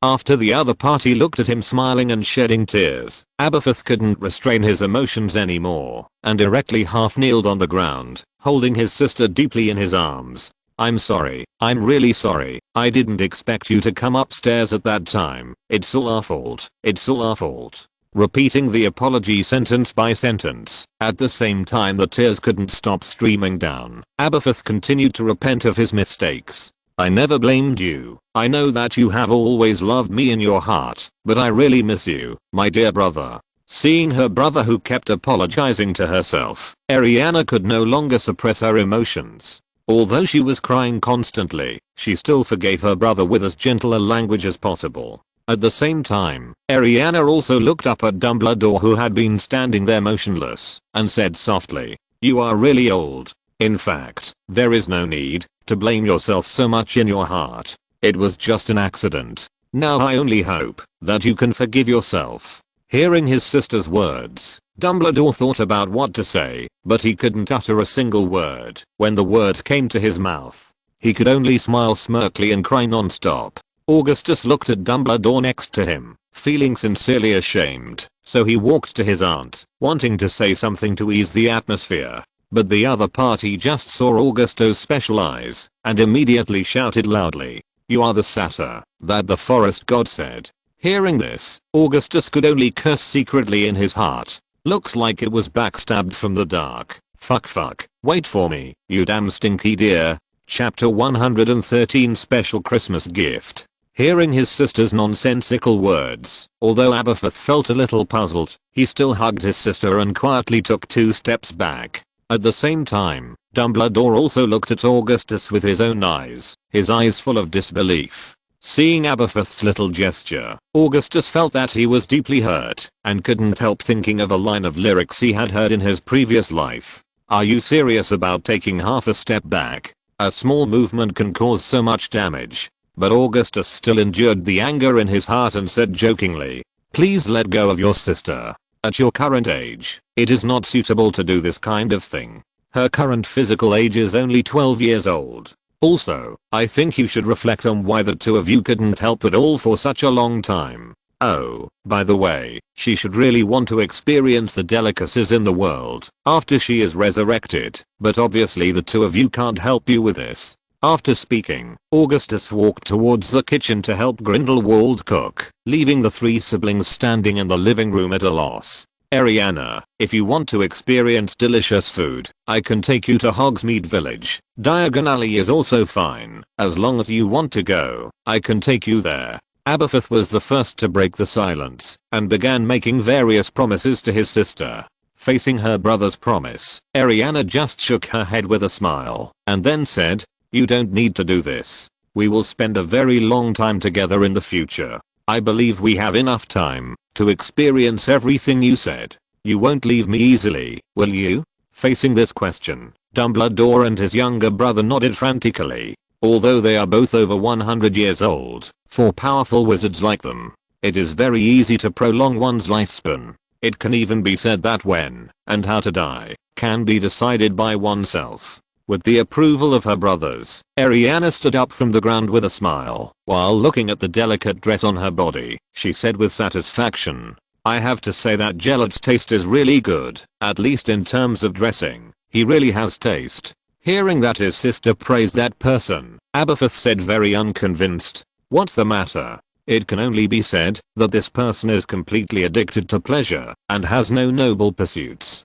Besides, what kind of taste is this? But these words are obviously not convincing from his mouth. After all, his brother has become a trendy figure in the fashion industry, and his appearance has changed a lot. And Aberforth Dumbledore was still dressed as a traditional old wizard. The black wizard robe that had not changed for thousands of years looked like a black plastic bag from a distance. Facing her brother's jealousy, Ariana just smiled and said nothing, and walked slowly towards the kitchen. At the same time, he turned his head to look at the 2 older brothers who wanted to follow up, and said seriously, "The 2 of you should sit down and talk about your relationship. As for the things in the kitchen, you don't need to care about them. After all, today is Christmas Eve. It's enough to have me, little Augustus, and Gale. Don't make any more trouble. I don't want my first dinner back in the world to be ruined by you." Hearing his sister call out Grindelwald's nickname, Dumbledore wanted to ask about the specific situation, but saw a somewhat angry expression on the other party's face. I had no choice but to sit at the dining table in the living room with Aberforth, pretending to want to talk. Ariana didn't enter the kitchen until she saw her 2 older brothers sitting at the dining table, each pouring a cup of hot tea, as if they wanted to talk about their relationship. Accompanied by the melodious bells of the chapel, the warm sun slowly set behind the mountain, and as night fell, snowflakes gradually floated up. After serving the last plate of French snails on the dining table, Augustus rubbed his sore shoulders. After sitting down, He looked at the four people who were a little embarrassed. Augustus waved his right hand, a bottle of old wine brewed by the wizard himself, a wine glass that was automatically filled for everyone present. Picking up the red wine glass in front of him, Augustus said to everyone present, "There's no need to be so embarrassing. Enjoy food and wine. Today is Christmas Eve, a family holiday. Isn't this what you have always dreamed of?" This sentence made the embarrassing atmosphere a little more active. The four people raised the wine glasses in front of them one after another, clinked glasses and said loudly, "Merry Christmas." After drinking a glass of red wine, with the effect of alcohol, the four people gradually became active, and the most prominent one was Grindelwald. I saw him take out a pink gift box from his arms, put it in front of Ariana, and said softly, "Celebrate your resurrection, and offer you my most sincere wishes on this beautiful day, and hope you will always be happy, beautiful, and joyful. This is a Christmas present I prepared for you. I hope you like it, but obviously, compared to an irresponsible brother, this gift still has some weight." Ariana, who received the gift, glanced at Aberforth with an ugly face. After the other party saw his sister looking over, he nodded generously. After getting permission, Ariana immediately opened the gift in front of her, and the things inside were very common.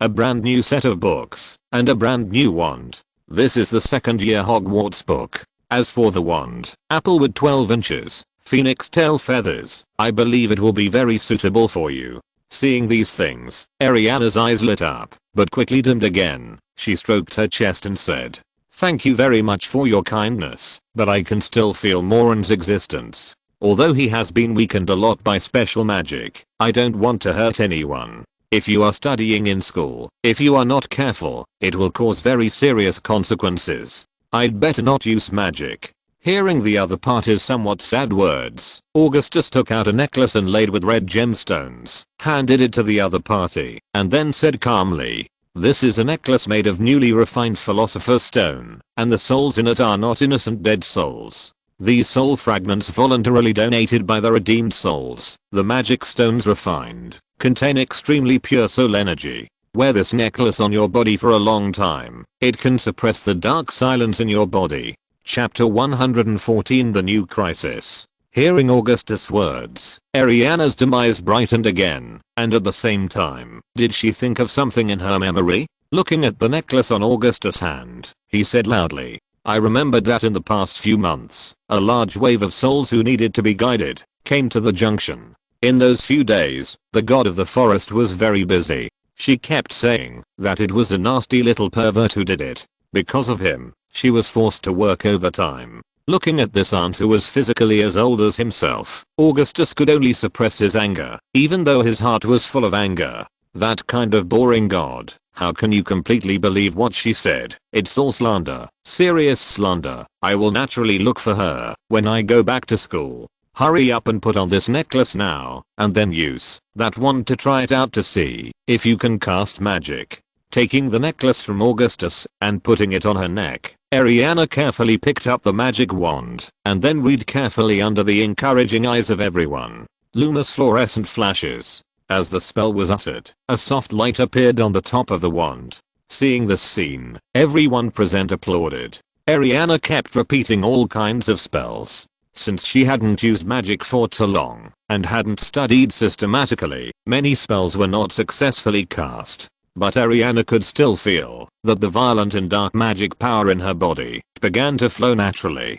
Dumbledore, who had been sitting on the table at this moment, took out an envelope from his pocket, put it in front of Ariana, and then said calmly, "This used to be something you've always dreamed of. Although the start date has passed, I still want to say to you, welcome to Hogwarts. Although this gift is thin, I wish you a new life and a new start.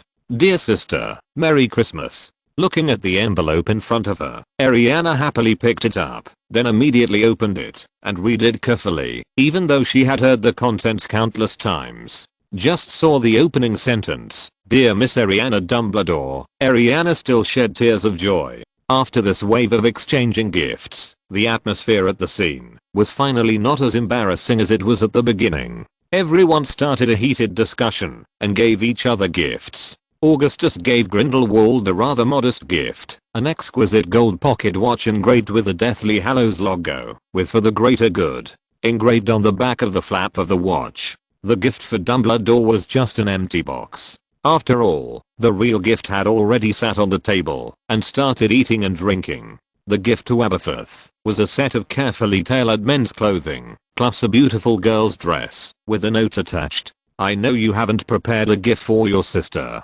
Although this dress is not very exquisite, you can borrow it for a while. At this time next year, remember to return the 50 galleons to me." At the same time, Grindelwald also prepared a gift for Aberforth. Of course, the form of the gift was rather weird. It was a big wild boar headgear. At the bottom of the headgear, there is also a thick book called the Encyclopedia of Indian Cuisine, and a note is also attached. In my impression, maybe only this magical country can better match your cooking habits. Remember to study hard. Seeing these two things, Aberforth's face twitched again, and then looked at the hippie smiling Grindelwald with an extremely kind look. Then he said it word by word.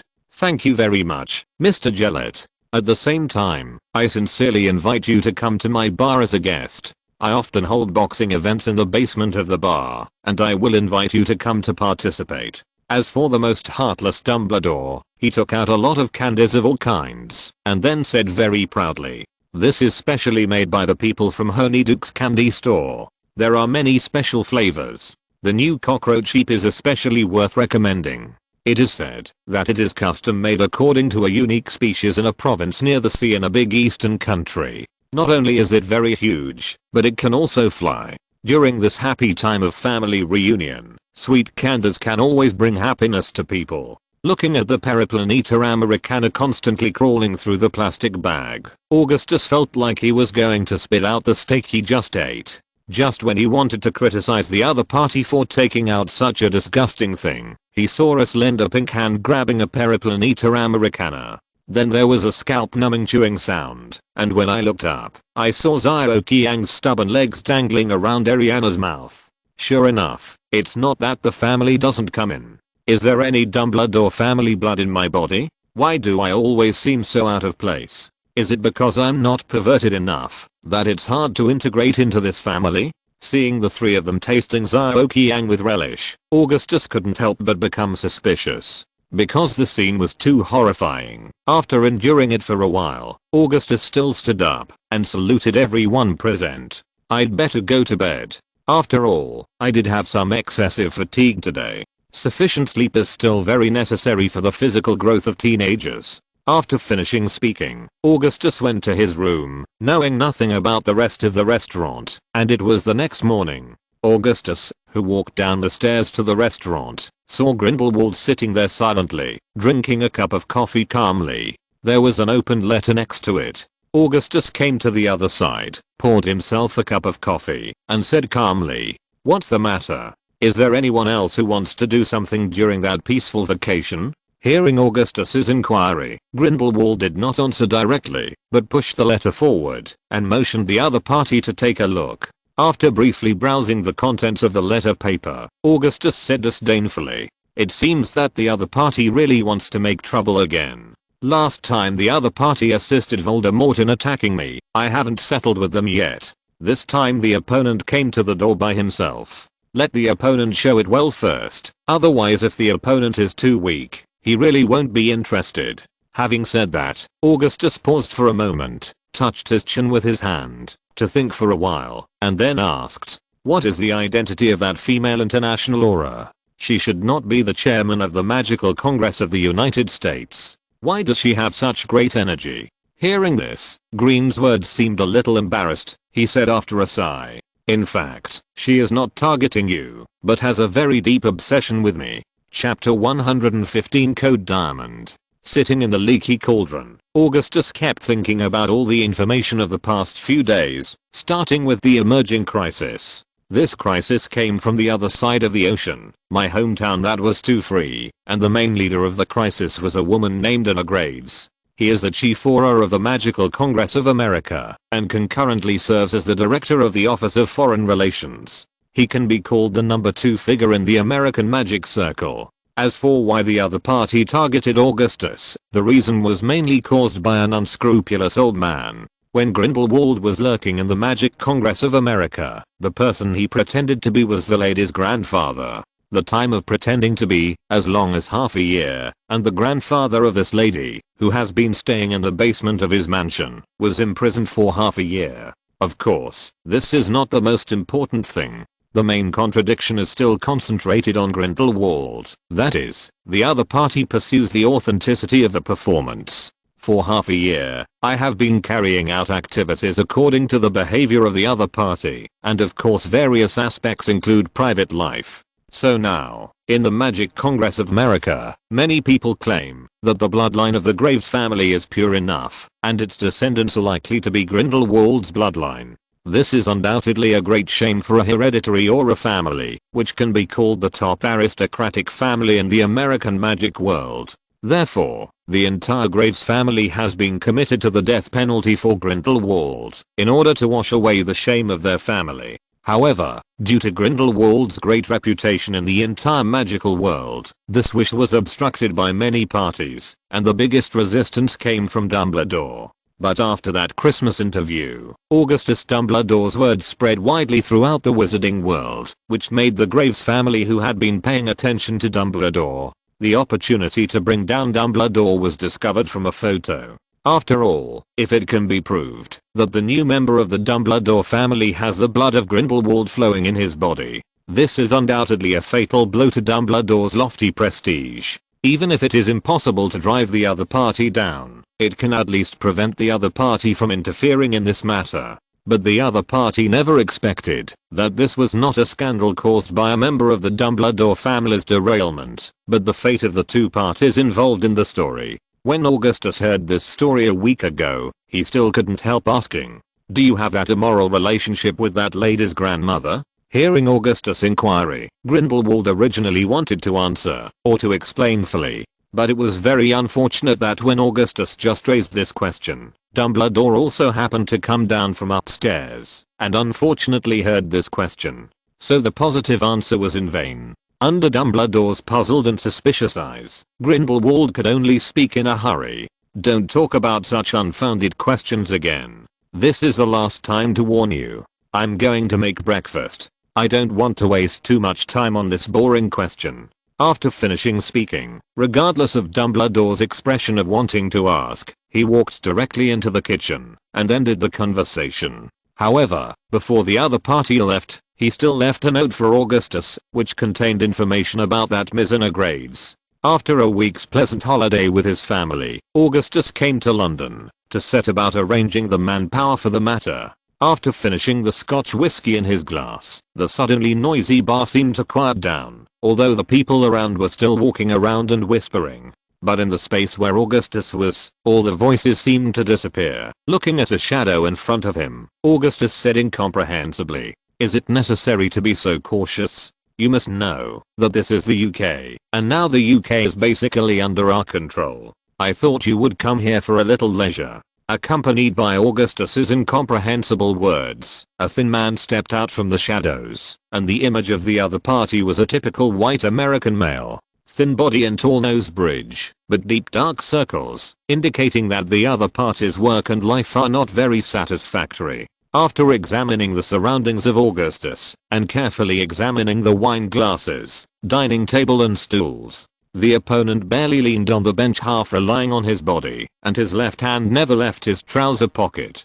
Seeing the nervous look of the other party, Augustus smiled and poured a glass of wine, pushed it in front of this party, and then said, "Don't be so nervous. I won't make things difficult for you too much. After all, we all cherish talents like you very much." Hearing this, the other party did not take the glass of whiskey directly, but looked into the other party's eyes and said seriously, "I can't betray my country and organization. This is just a personal transaction. I can't disclose any information about the organization, and I demand the highest level of confidentiality. I only have one-line contact with you, and all information is not allowed to be viewed by others. And I only accept cash payments, and I don't accept Gringotts transfers, and I only want galleons." Seeing that the other party did not accept his kindness, Augustus admired him more and more. It was obvious that this person was very professional. For such an outstanding talent, Augustus certainly would not choose to give up.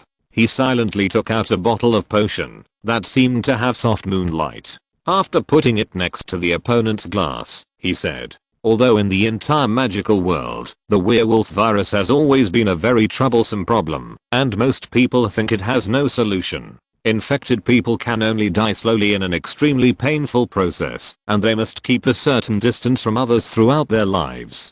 After all, once one's identity is exposed, it is absolutely impossible to get care and sympathy, only discrimination or even abuse. This is a bias of human nature, a defect rooted in genes." Hearing this, the middle-aged man on the opposite side of the dining table looked very painful. He lowered his head and roared, "Stop talking about it. If it wasn't for Tina, I would never have done such a thing." Seeing that his emotions were almost prepared, Augustus pointed to the bottle of potion in front of the other party and said, "Now you have a chance to change your daughter's fate. This bottle of potion can effectively treat your daughter. Of course he can't be completely cured and needs at least 4 bottles of potion, but this is only 1 bottle, which can ensure that she will be like a normal person in the next year.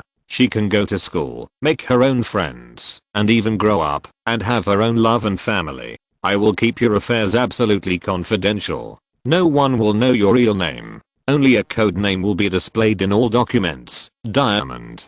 Thank you for coming, for the greater good.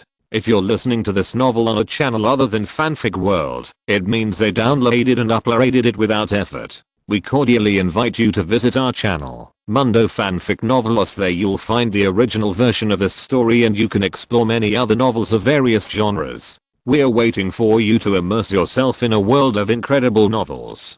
Chapter 116, The Memory That Disappears Forever. Augustus, who had left the leaky cauldron, was rushing towards Professor Snape's house.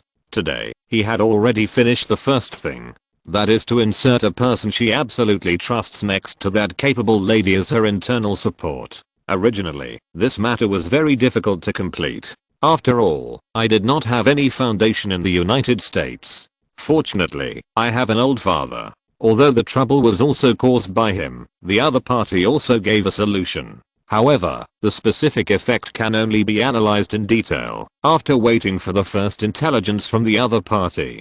Constantly thinking about possible intelligence and imagining how to arrange operations in the United States. With the deepening of thinking, Augustus inadvertently came to the door of Professor Snape's house. Unlike the place where Professor Snape lived before, since he became Harry's guardian, Professor Snape moved to a wealthy neighborhood in London. After all, according to his setting in the Muggle world, he is now a tenured professor at Oxford University, and his main subjects are biopharmaceuticals and human sciences. Looking at this duplex English-style villa, Augustus couldn't help but sigh in his heart. The entire British magic world, in terms of personal wealth, apart from himself and Grindelwald, Professor Snape is definitely the richest individual. You must know that such a villa needs at least £100 million, which is at least 20 galleons, not to mention the huge amount of wealth that the other party has consumed in the 11 years in order to realize his ideal. After pressing the doorbell of the villa, accompanied by a burst of brisk footsteps, the door of the villa opened slowly. Seeing the person who opened the door, Augustus greeted him kindly. I have to say, Miss Hall, you are getting more and more beautiful now. I wish you a Merry Christmas. Seeing that it was Augustus, Harry also responded very happily. Are you also here to accompany us to go shopping in London?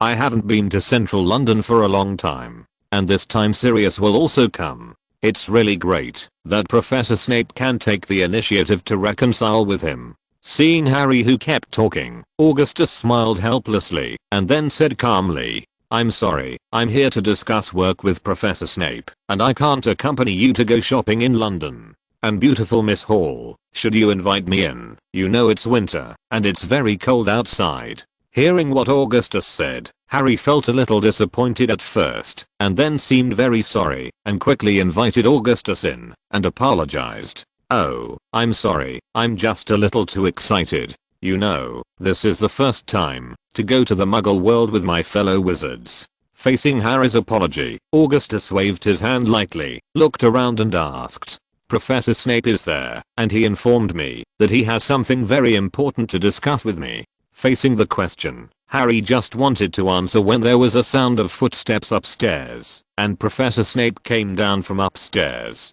After coming in front of the two, Professor Snape first said to Harry, "You can prepare yourself. I heard that the smelly dog bought a car and picked up Hermione, Daphne and Draco. It will be here soon. You can go and get your shopping bags now. I wish you a good afternoon." Hearing this, Harry jumped up happily, and after giving Professor Snape a big hug, he turned and went upstairs to pack his things. Seeing Harry leaving, Professor Snape didn't say anything else, turned around on the spot, walked into the depths of the villa, and said with a wave of his finger, "Come with me, Mr. Dumbledore." Passing through the living room full of academic atmosphere, and taking a step to the left from the corridor, the two stopped in front of the second utility room door of the villa's kitchen. Opening the grey door, Augustus and Professor Snape walked in, which was different from the narrow space they saw outside. The interior of the utility room is very tall and spacious due to magic. The structure of the entire room is similar to the layout of a patio. Sunlight shines in directly from the transparent glass at the top, and there are neat shelves all around, filled with a variety of medicinal materials and potions. In the center of the room was a huge furnace, on which stood a cauldron of pure gold, in which a pot of golden potion was boiling. Are you still going to make a decision now? Know that there is a big risk that you will forget everything about Lily, and it is very likely that everything about Harley will be forgotten. After all, we cannot confirm your love for Harley now, whether it came from her mother or from your heart. Hearing the other party's warning, Professor Snape still nodded and said, "I can't be so selfish. I have a certain responsibility for her death. Even if the price is so heavy, I still think that's what I should pay back." Hearing the resolute tone of the other party, Augustus couldn't say anything more, so he could only repeat again, "Now that you have made a decision, as the inventor of this medicine, I still need to remind you about the side effects of this medicine for the last time. It will make you forget the person you love the most, and it will be completely forgotten. All your memories about him will be deleted. No matter how profound this memory is, he will delete it completely from the soul level. The person you once loved the most will become a complete stranger. You will not remember his appearance, voice, and name. Everything will disappear. Have you decided?" Facing this last warning, Professor Snape didn't speak, just nodded and held out a hand. Looking at the palm stretched out in front of him by the other party, Augustus sighed and took out two things that he had prepared long ago from the system space. A ring with a red gemstone and a bottle of pink potion. After giving these two things to Professor Snape, Augustus explained, "Put the ring on the ring finger of your left hand and drink the potion. The potion will automatically strip all the love and memories about her in your soul to that red gem. As this will be slightly traumatic to your soul, know that you may be unconscious for a while. When you're ready, let's get started." After listening to the explanation, Professor Snape drank the bottle of pink potion without hesitation. Along with the silver white light shining from Professor Snape's body, wisps of pink light like ribbons were stripped from Professor Snape's body. After all, it was a magic involving the soul level, and the process was still very painful. Professor Snape knelt on his knees and kept using his hands, trying to snatch the pink light. The stern face that had remained unchanged for thousands of years was now full of regret and pain, and tears flowed down the corners of his eyes. His mouth opened one by one, as if calling for something. The strong sense of tearing his soul made him unable to say a word. When the red gemstone on the ring shone bright red, Professor Snape could no longer support his body, fell on the floor, and fell into a deep sleep. At this time, there was a ringing sound from his body. Augustus groped on him suspiciously, and even found a mobile phone from the other party's body. After opening it, there was a text message from Harry, and the content was very simple. "I really hope that next time we can go shopping together, Professor. I love you, Harry Potter." After reading this text message, and looking at Professor Snape who was lying on the ground, Augustus could only pray, "I hope you don't regret your decision today, Professor." Chapter 117 The Resurrected Mrs. Potter. After sending Professor Snape back to his own room to rest, Augustus looked at the ring with the red gemstone. Looking at the red gems that were constantly shining with dazzling light, Augustus couldn't help but say, "It's really surprising that feelings can remain so strong and complete after such a long time of baptism. At the same time, thinking of the other party's reaction when he drank the potion, Augustus couldn't help sighing and took out his elder wand. I tapped the top of the red gemstone with my magic wand, and a ray of pink light floated out from the gemstone. At the same time, Augustus took out a string of diamond necklaces from the system space and introduced the pink light into the necklace. I hope your love can be responded to. This is my last kindness to you. Looking at the pink light constantly surging in the necklace, Augustus said softly. After doing all this, Augustus went to the utility room again and threw the red gemstone on the ring into the cauldron. The red gem was quickly swallowed by the golden potion, and as the potion continued to roll, the entire crucible immediately shone with dazzling light. The overflowing magical energy intensified the flames, and soon the furnace and cauldron were engulfed in violent flames. As the flames burned more and more intensely, Augustus took out a bottle of silver white potion and threw it into the fierce flames. With the injection of the medicine bottle, the fierce flame slowly calmed down and gradually extinguished. As the flames were extinguished, a female body appeared in the center of the utility room, and Augustus immediately wrapped the blanket prepared by magic around her body.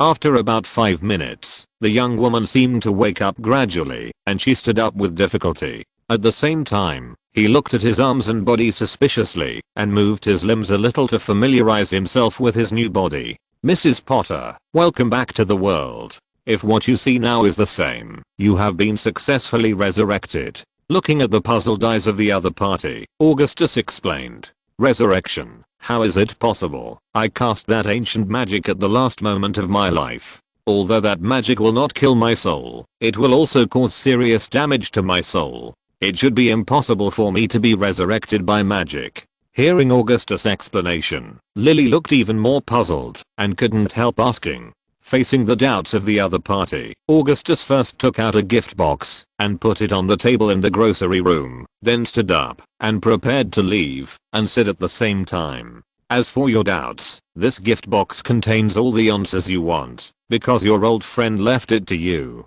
At the same time, after reading it, please do as he said. You have disappeared from his life, so please give him a chance to start again. In the end, this is a piece of clothing, which is the last gift he left for you. As for your other questions, or questions about Holly, after you read that letter, knock on the door lightly, and I will answer it for you. After finishing speaking, Augustus left the grocery room, leaving Mrs. Potter alone, giving her enough personal space. Augustus, who left the grocery store, came to the kitchen of the villa, searched in the kitchen, and found no alcoholic drinks. Feeling disappointed, Augustus had no choice but to pour himself a glass of pumpkin juice, sit at the table, and wait for the other party to read the letter. The waiting time was very long. After waiting for more than 2 hours, Augustus heard a slow knock on the door. Stretching for a while, Augustus came to the grocery room again, looked up, and Augustus couldn't help but sigh in his heart.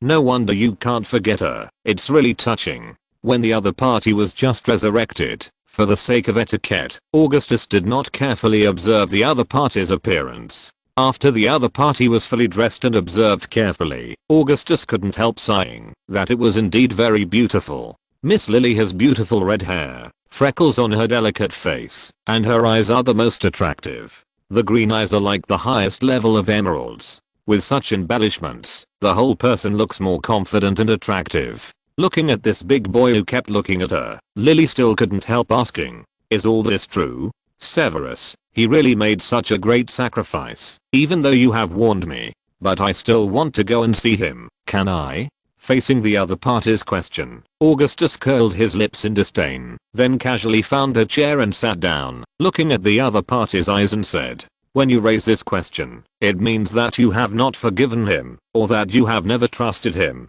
You don't believe that someone can make such a huge sacrifice for a stranger, or you are afraid. You are afraid that all this is real, and you are afraid that that person really loves you. These somewhat mocking words made Lily lower her head, and after a while of silence, she shook her head and said, it's not like that. I just couldn't believe it. I always believed that he was a good man. I just wanted to thank him in person. Hearing the other party's explanation, Augustus waved his hand and said, No need. When Professor Snape made this decision, he already understood the price he had to pay. He understands the significance of his decision even more, and he has taken all the consequences. He doesn't need your thanks, and he doesn't want you to thank him, just like what I just said. Now you have disappeared from his life. What you have to do now is to live a good life without interfering with his life. Give the other party a chance to start over. This is the greatest kindness to him. After speaking, Augustus looked at the pocket watch in his hand, and finally got up and said, I suggest that you can make a dinner now. After all, it is already 4 p.m., and Hall and the others will be back at 5 o'clock. You haven't seen each other for so long. It's inevitable that you will be a little embarrassed when you meet. I think a dinner can make you mother and child recognize each other very well, and at the same time, it can resolve some unnecessary embarrassment. After speaking, Augustus turned and left. Seeing the young man's back, Lily seemed a little flustered. She wanted to reach out to stop the other party, but she couldn't think of any reason, so she could only let the other party's back disappear. Just when Lily was extremely distressed, a crisp voice came from the corridor. If you have to make up for something, I have already put the method on the table. Please think about it carefully. By the way, I forgot to remind you that I prefer German food. Chapter 118 Strange jealousy has increased again. Augustus, who came to the leaky cauldron in London again, looked at the noisy environment around him and the garbage decoration that hadn't changed for thousands of years. Looking at Grindelwald beside him at the same time, Augustus couldn't help asking, why do you come here? Shouldn't you stay at home with your mother? Could it be that there was a conflict? At the present time, 5 full days have passed since Augustus revived Miss Lily, and the time has come to the last day of the Christmas holiday. During this period, Augustus sent Professor Snape back to the original old house and continued to perform the duties of Harry's guardian in accordance with the guardianship agreement. As for the villa, it was originally written in the name of Harley alone on the property certificate, and now it is temporarily the residence of Harley and her mother. Professor Snape is still in a coma due to the side effects of the drug. As for whether the other party will remember Harry after he wakes up, now it is completely Scruddy as cat. After all, no one can confirm whether the other party's love for Harley comes from Harley herself or from her mother. As for the resurrection of Harley's mother, neither Augustus nor Lily told Harry the truth, but made up a reason to explain. This is an extremely ancient and powerful magic, which is costly and time consuming, so it cannot resurrect everyone. Your mother came back to Earth for reasons of love, and for no other reason. For this obvious prevarication reason, although Harry knew that there must be other intentions, but the joy of reunion of mother and daughter still put all doubts behind her. As for why his son turned into a daughter, Augustus didn't explain too much to Mrs. Potter. Just at the farewell dinner that day Augustus said finally to Mrs. Potter, you don't need to feel guilty towards anyone. Your only purpose now is to live a good life. In this way, you can be worthy of the person who saved you. As for whether you want to make up, it is entirely up to you. You have completely disappeared in his current life, but if you really fall in love with him, that necklace will make him think of you again. After solving these trivial matters, Augustus started to solve the new crisis, and frequently contacted the Diamond during these 5 days, and agreed to come to the leaky cauldron to submit a short-term report on the last day of this holiday. But what Augustus didn't expect was that Grindelwald also followed, and he looked sullen all the way.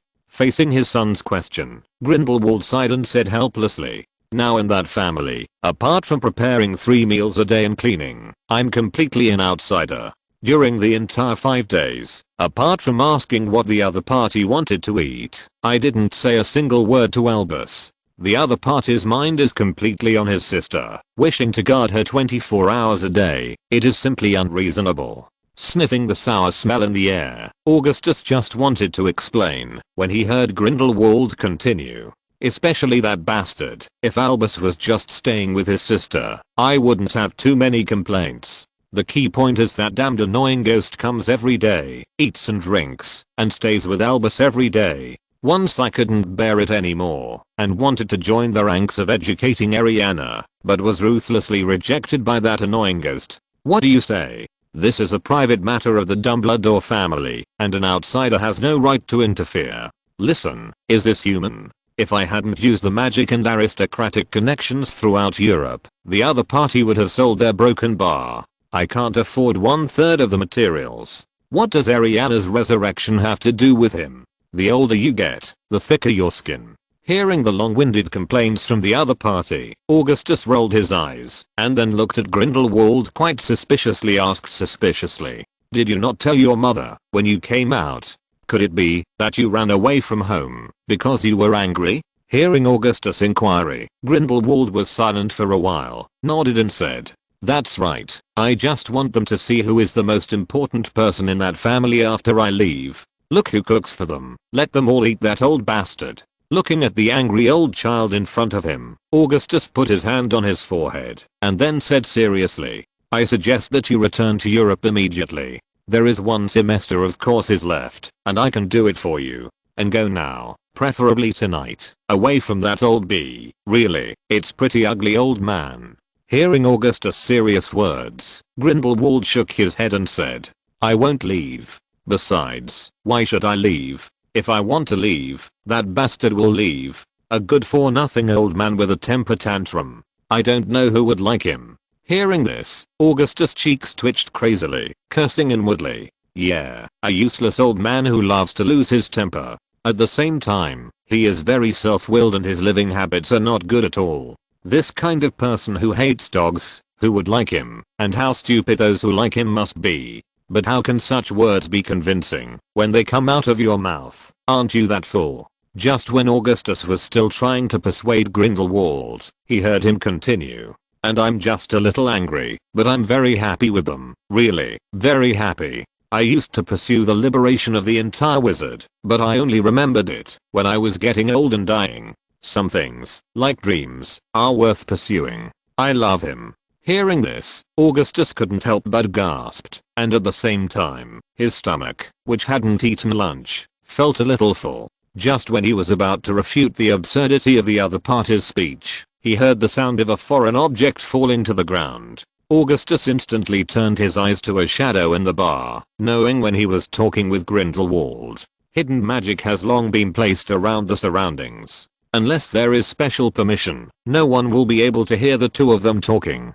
But the behavior of the other party still revealed that some of them had already entered the magic barrier. Looking at the shadow in the bar, Augustus just wanted to say something, but before he had time, Grindelwald on the side had already stood up. After all, what he said just now were private words, and he became angry from embarrassment. He took out his wand, pointed at the shadow and shouted loudly, "Avada Kedavra Kedavra." A green ray of light quickly shot towards the shadow. Seeing the deadly ray of light attacking, the person hiding in the shadow immediately showed his real body and shouted loudly, "My own people, don't do it." Chapter 119, the 10th official member. Hearing the other party's terrified cry, Augustus quickly took a closer look at the other party and quickly recognized the other party's identity. And at that critical moment, he took out a gold galleon from his bosom and threw it vigorously towards the opponent. When the green light of the killing curse was about to hit the opponent, the galleon flew in front of the opponent and helped the opponent resist the green light. Accompanied by the strong golden flash from the galleon, the powerful Avada Kedavra disappeared in an instant. Walking in front of the opponent, Augustus picked up the burned gold galleon on the ground. Looking at the gold coins that had completely turned black, Augustus couldn't help but say, "You are really ruthless in your attack. You must know that this alchemy gold coin, even if it is Voldemort, can't completely destroy it with an ordinary Avada Kedavra. Look at the burnt appearance. Do you want this person to have no bones left?" Facing Augustus's question, Grindelwald didn't answer, but flashed directly, grabbed Diamond by the throat, and pressed him against the wall of the bar.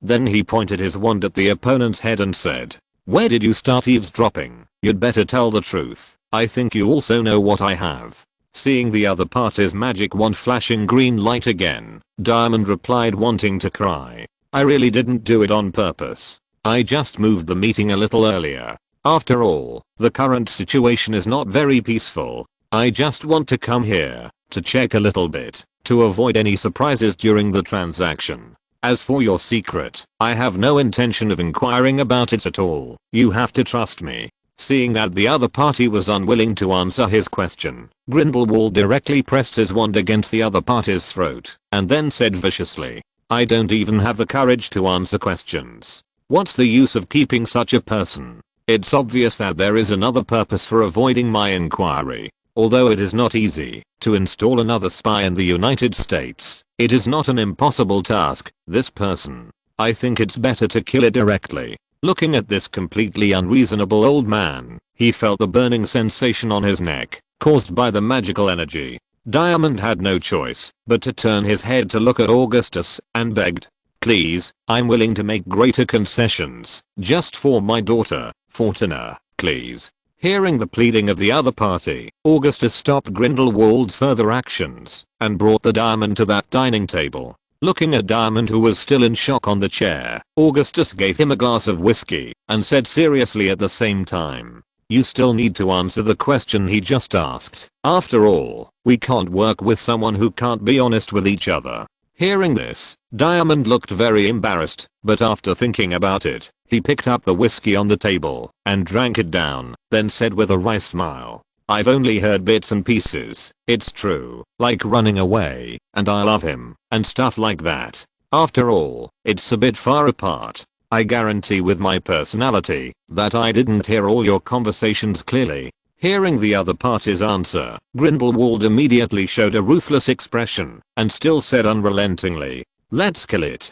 This kind of thing must never be spread. Anyone who knows about this kind of thing must die." Hearing this, Diamond visibly panicked again, but he did not choose to run away because years of experience told him, if a weak wizard like him hadn't been effective against the opponent, he would have been a corpse the moment he knew the secret. The reason why the other party has not done anything yet shows that he is still valuable to them. Having figured this out, Diamond immediately reassured loudly, "What should I do? I can't die now. What will Tina do after I die? She's still so young. I'm willing to do something against my conscience. Please don't kill me." Hearing the other party's assurance, August shook his head disdainfully, who said while tapping the table with his fingers, "These are not enough. Don't do this kind of boring struggle. Even if you don't have this thing, I still have the means to coerce you to do these things. I believe you have already experienced the magic of that bottle of potion. The girl should be very happy now.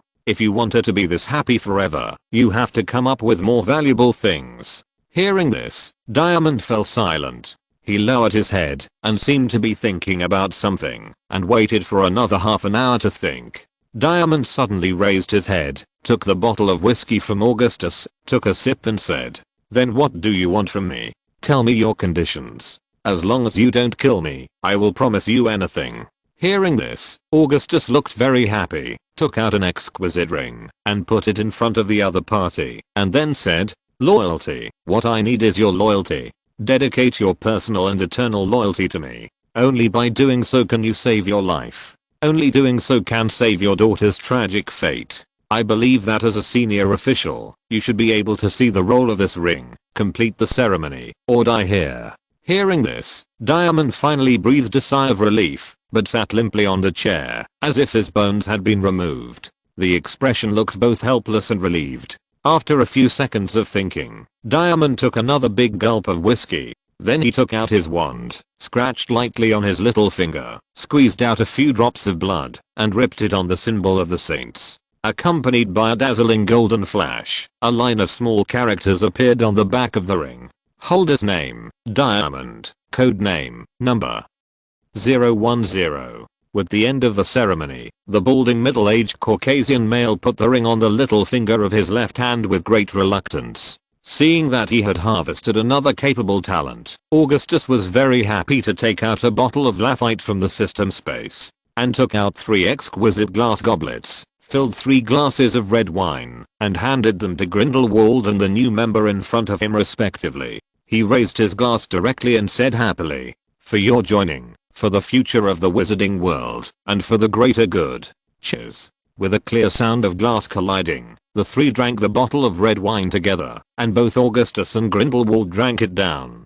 And Diamond just took a sip lightly, and the melancholy in his expression still couldn't get rid of. Looking at the melancholy man in front of him, Augustus said with a smile, Don't be nervous. This is not just a threat. Join us and you will get unexpected benefits. In addition to your daughter being able to get a normal life, you can also get the full support of our organization. This can allow you to seek higher positions, such as the chairman of the Magical Congress of America or something.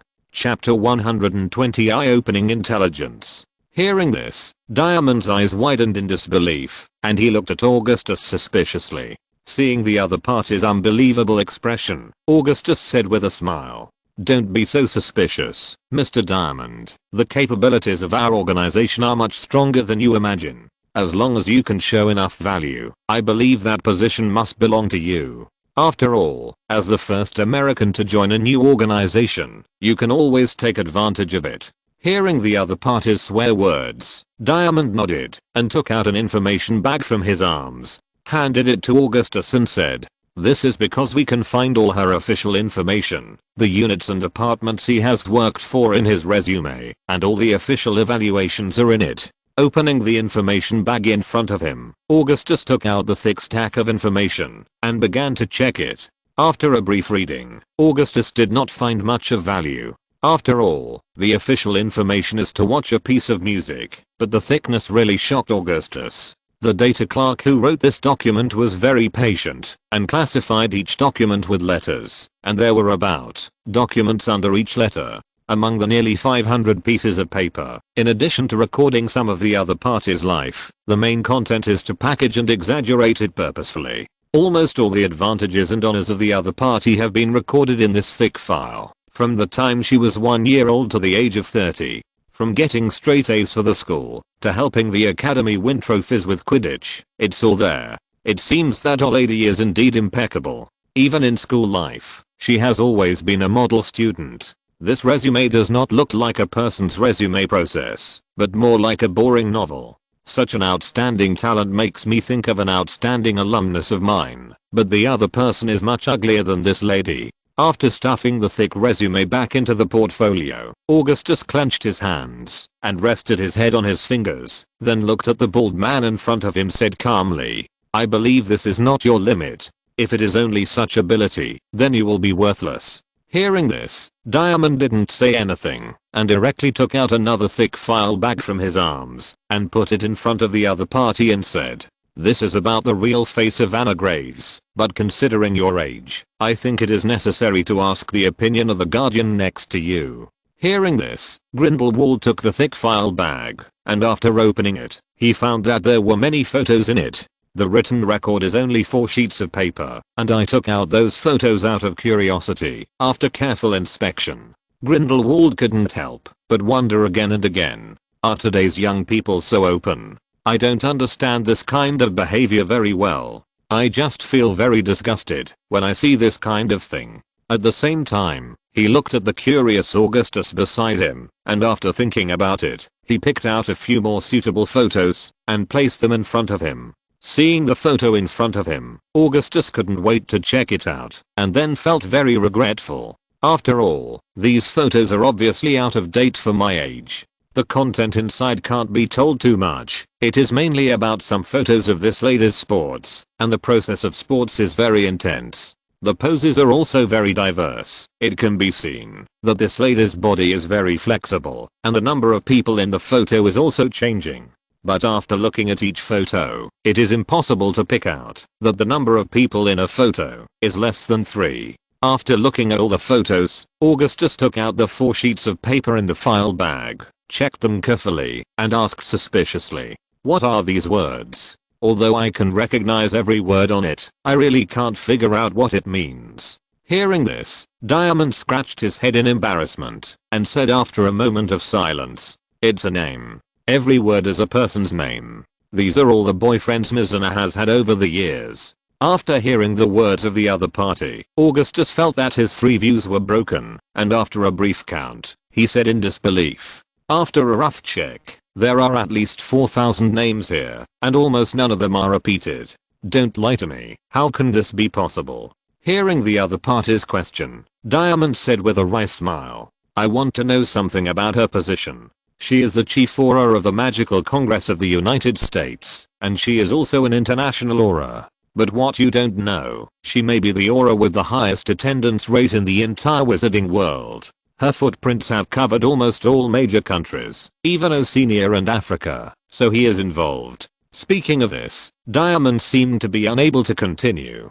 After all, he always believed that it was very inappropriate to say such things to an underage boy. At this time, Augustus was greatly shocked, looking at the 5-page list in his hand, and the no less than 800 various photos. After gathering his mind, Augustus thought for a while, and then looked at the bald middle-aged man in front of him in doubt. After carefully observing the other party's appearance, he asked suspiciously, "Although I know that you, as her deputy, have a very close relationship with her, but these contents cannot be easily investigated." The other party dared to carry out this kind of jogging on the bed for a long time. They must be very sure. Generally speaking, these materials will be destroyed. How did you obtain these materials? Hearing the other party's doubtful question, Diamond's expression seemed a little unnatural. He said in a tangled up manner, "I can only guarantee the authenticity of these materials. As for how to obtain them, we have agreed not to inquire."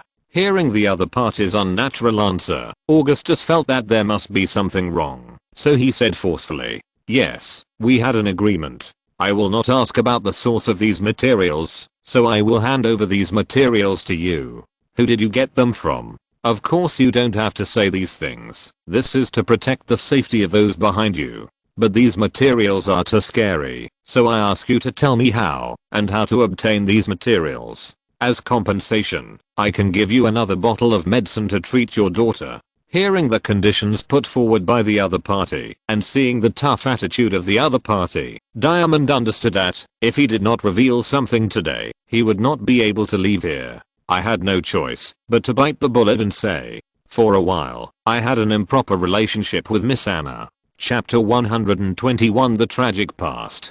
Hearing that the other party finally admitted, Augustus once again took out a bottle of good Scotch whiskey from the system space. After pouring a full glass for the other party, he looked straight at the other party and said, "Explain the details in detail. After all, this is related to whether our cooperation can go smoothly. We need to have a comprehensive understanding of this opponent." Looking at the whiskey in front of him, and at the ring on his hand, Diamond sighed and drank the whiskey in front of him. Then he said helplessly, "I was just an ordinary aura, but because I didn't have a background, I couldn't be promoted and reused.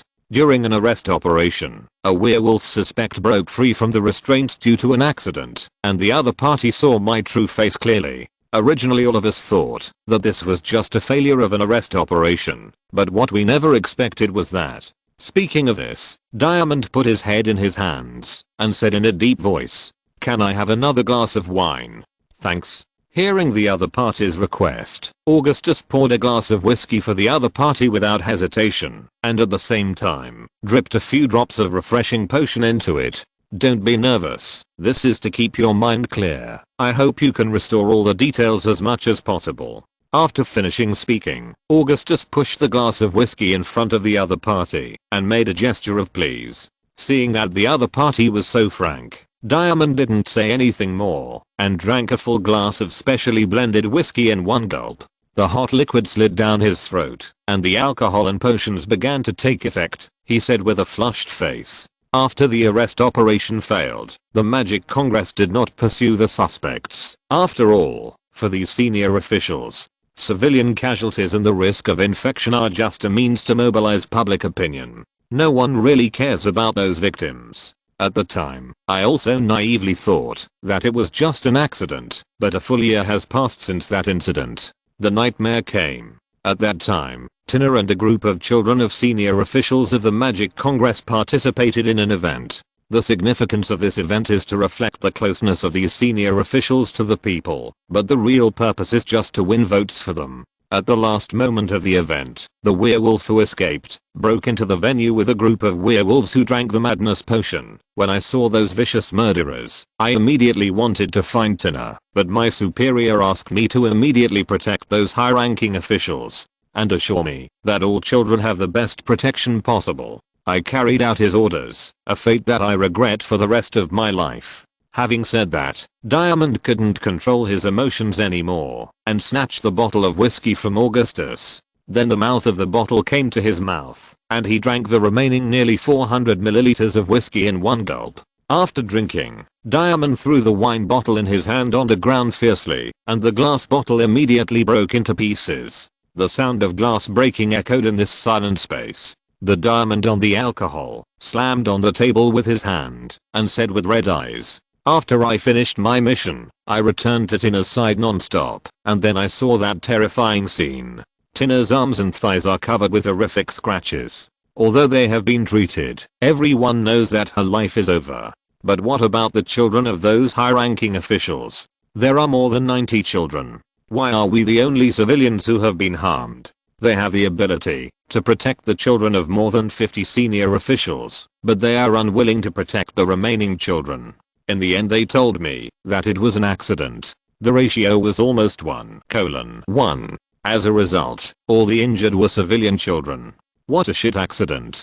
Diamond said the last sentence almost in a roaring tone. His self-cultivation is extremely high. Even if he knew the people in the bar, he couldn't see or hear anything that happened here, but the other party still maintained the most basic qualities of a gentleman. Although there were also irrational actions such as tapping on the table, but the words were kept calm as much as possible, and it was not until the end that he lost control of his emotions, that he uttered swear words. After listening to all the other parties' explanations, Augustus took out a bottle of dark blue potion and said before and after the other party, "If you really feel unbearable, it will be much better if you drink it." Although this sentence is a bit cruel, I still want to say it. Although your story is very exciting, I still want to know more. What I want to know. Looking at the potion in front of him, Diamond waved his hand, but continued to speak without drinking the potion. In order to find out the truth, I began to actively seduce Miss Anna, hoping to use her power to facilitate my investigation. The seduction didn't take too much effort. The other party quickly fell into the trap. After a lot of trouble, I was promoted by her to be her personal secretary, and began to use the power of the other party to secretly investigate the truth of the tragedy. But it's a pity that the other party destroyed almost all the materials and didn't leave too many clues. Because of my daughter's injury, I, who took care of him alone, started to grow old under Miss Anna's excess of demands. As he spoke, Diamond took out a photo, placed it in front of the two of Augustus, and said, "This is a group photo of the two of us before. You can compare my changes." Hearing this, Augustus picked up the photo and looked at it carefully. The content on the photo was very simple. It should be a group photo taken in a garden somewhere, and the one on the left is our Miss Anna, whose iconic thin figure is very obvious. The one on the right is Mr. Diamond. At that time, he had a tough face, three-dimensional facial features and a head of thick blonde hair. With a good figure and a neat suit, he is obviously a very handsome white male. After looking at the photo, Augustus looked at Mr. Diamond, who was sitting across from him now. Compared with the previous appearance of the other party, it was really hard to describe. The half-bald hair showed the other party's age, and his face looked very greasy and decadent, and the thick dark circles under his eyes reduced his points a lot. No one would have imagined that such a middle-aged greasy man would be a tough and handsome guy only a year ago. It seems that our Miss Anna is not only very strong in combat, but also very powerful in her ability to damage men.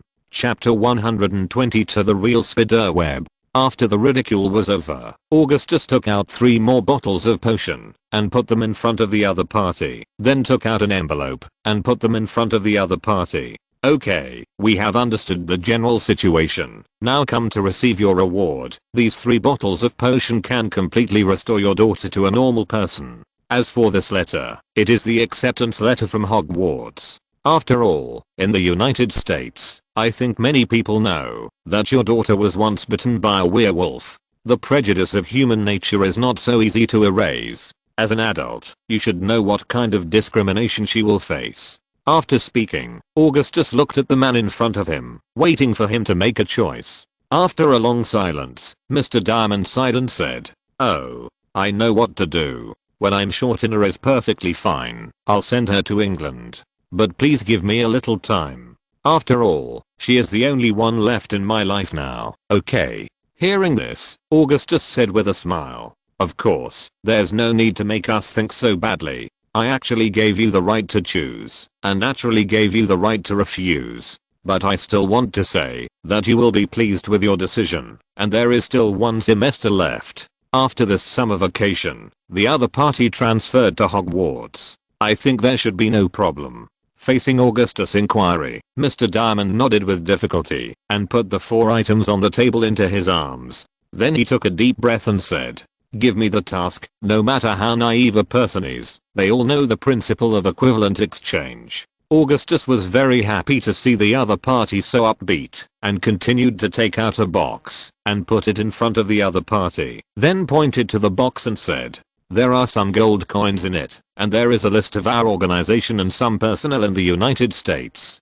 After reading the list, I believe you will have your own plans. The main task I give you now is to win as many people as possible to our side. However, there is still a task for you to complete, and that is to investigate Mizina's recent private life. After all, the other party likes to play so much. If you don't play with her, it seems a bit disrespectful to the opponent." After speaking, Augustus stood up, stretched out his right hand, and said, "Wish us success, for the greater good." After listening to the other party's mission instructions, Mr. Diamond also stood up, shook hands with Augustus solemnly, and said seriously, "For the greater good." After shaking hands, Mr. Diamond left the leaky cauldron, while Augustus dispelled the surrounding defensive magic. As the magic was released, the noisy voice came again. Looking at the surrounding environment, Grindelwald snapped his fingers. The bartender immediately brought over 2 glasses of draft beer, took 2 glasses of draft beer from the bartender, and Grindelwald gave Augustus a glass. Then, with the sound of glass colliding, Grindelwald and Augustus clinked glasses passionately. After the 2 clinked glasses, they slammed the beer glasses on the table again, then raised the beer glasses above their heads, and said to everyone in the bar, "For the greater good." After finishing speaking, the 2 drank the beer in their glasses, and the people in the bar also drank the drinks in their hands. After the ceremony was over, there was no more noise in the leaky cauldron, and everyone in the bar began to pack their things. The tables, chairs, and benches were rearranged neatly, and all the garbage caused was cleaned up and packed away. Even the glasses were wiped clean. Everyone moved in unison, like an actor who had rehearsed many times. After just a few minutes, the entire bar became the state it was before the door opened. After finishing the work at hand, everyone left the leaky cauldron in unison, but the way they left was also very particular. Some people went through the wall to Diagon Alley, some people just apparated away, and some had better acting talents. On the other hand, he pretended to be as drunk as mud, and together with a few friends who seemed to be a little sober, they supported each other and left the bar. After everyone left, Augustus couldn't help but praise Grindelwald. "It's a terrible calculation. The other party has already fallen into the spider web you made in advance, but he still thinks he can fly freely. But this talent is indeed very good, forbearing, strong, and unscrupulous in order to achieve his goals. At the same time, there is a very big handle to hold. I have only seen 2 such outstanding talents." Hearing Augustus' praise, Grindelwald curled his lips in disdain, and then said, "Originally, this matter didn't need to be so troublesome at all. You can already use his daughter, the ability you have in your hands. This person's loyalty is almost at your fingertips. So why do you adopt such a method, just to be worthy of your own conscience?" Facing Grindelwald's inquiry, Augustus shook his head and said, "Yes, but not entirely. Just like what you said just now, the other party's daughter is Hope's fatal weakness. But after hearing his story, I'm also sure you feel differently. The other party's daughter is not only the other party's weakness, but also the other party's biggest pillar of life. The other party has nothing to lose. This kind of person is the most terrifying. Once the last piece of cheese is taken away by someone, the other party will be like a raging fire out of control. While burning himself to death, he will also want to burn others to death. This kind of person is easy to go to extremes. Extreme talents are not what I want. They are easy to control. But when the chain is not in their hands, they may lose control in an instant. What I want is a person who can only be used by me, which requires more than just grasping the handle of the other party. We must also give hope to the other party, because once a person has hope and something that cannot be given up, he will have a real weakness. Having it and then losing it is more painful than having nothing at all. Hearing this, Grindelwald looked at Augustus suspiciously and asked puzzledly, "Then why did you let his daughter come to England?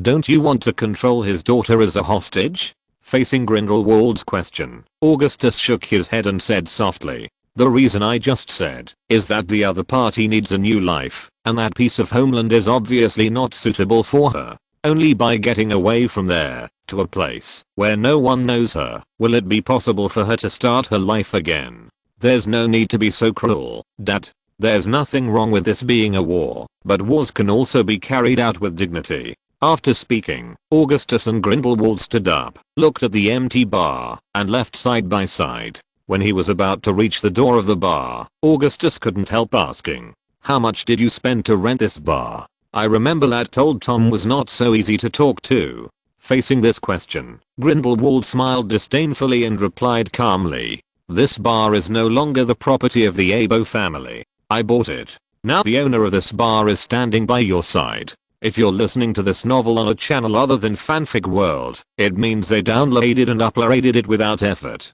We cordially invite you to visit our channel, Mundo Fanfic Novelos. There you'll find the original version of this story and you can explore many other novels of various genres. We're waiting for you to immerse yourself in a world of incredible novels." Chapter 123 The Greatly Changed Professor Snape. As the sunshine time gets longer and longer, the snow covering the Scottish plateau gradually melts, and the frozen Black Lake gradually thaws. 3 months into the new semester, Augustus was sitting in the office of the villa by the lake, waiting for the information from the other side of the ocean. Cuckoo. Accompanied by a deep hooting of an owl, a huge black American eagle owl gradually flew from the sky.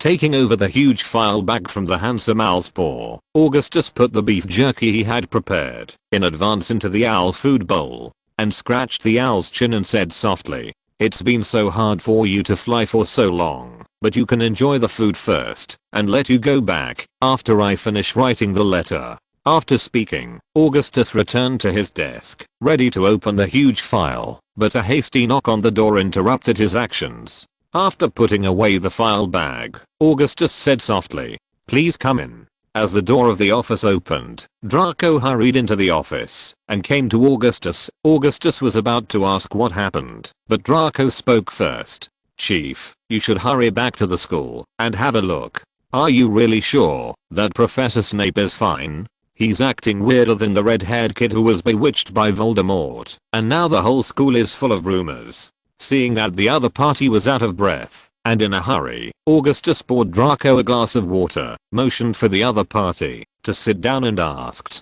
"Did Professor Snape start to embarrass you again? Logically, it shouldn't be like this. I remember that Professor Snape has changed a lot. It's still saying that Sirius Black is unwilling to cooperate with Professor Snape.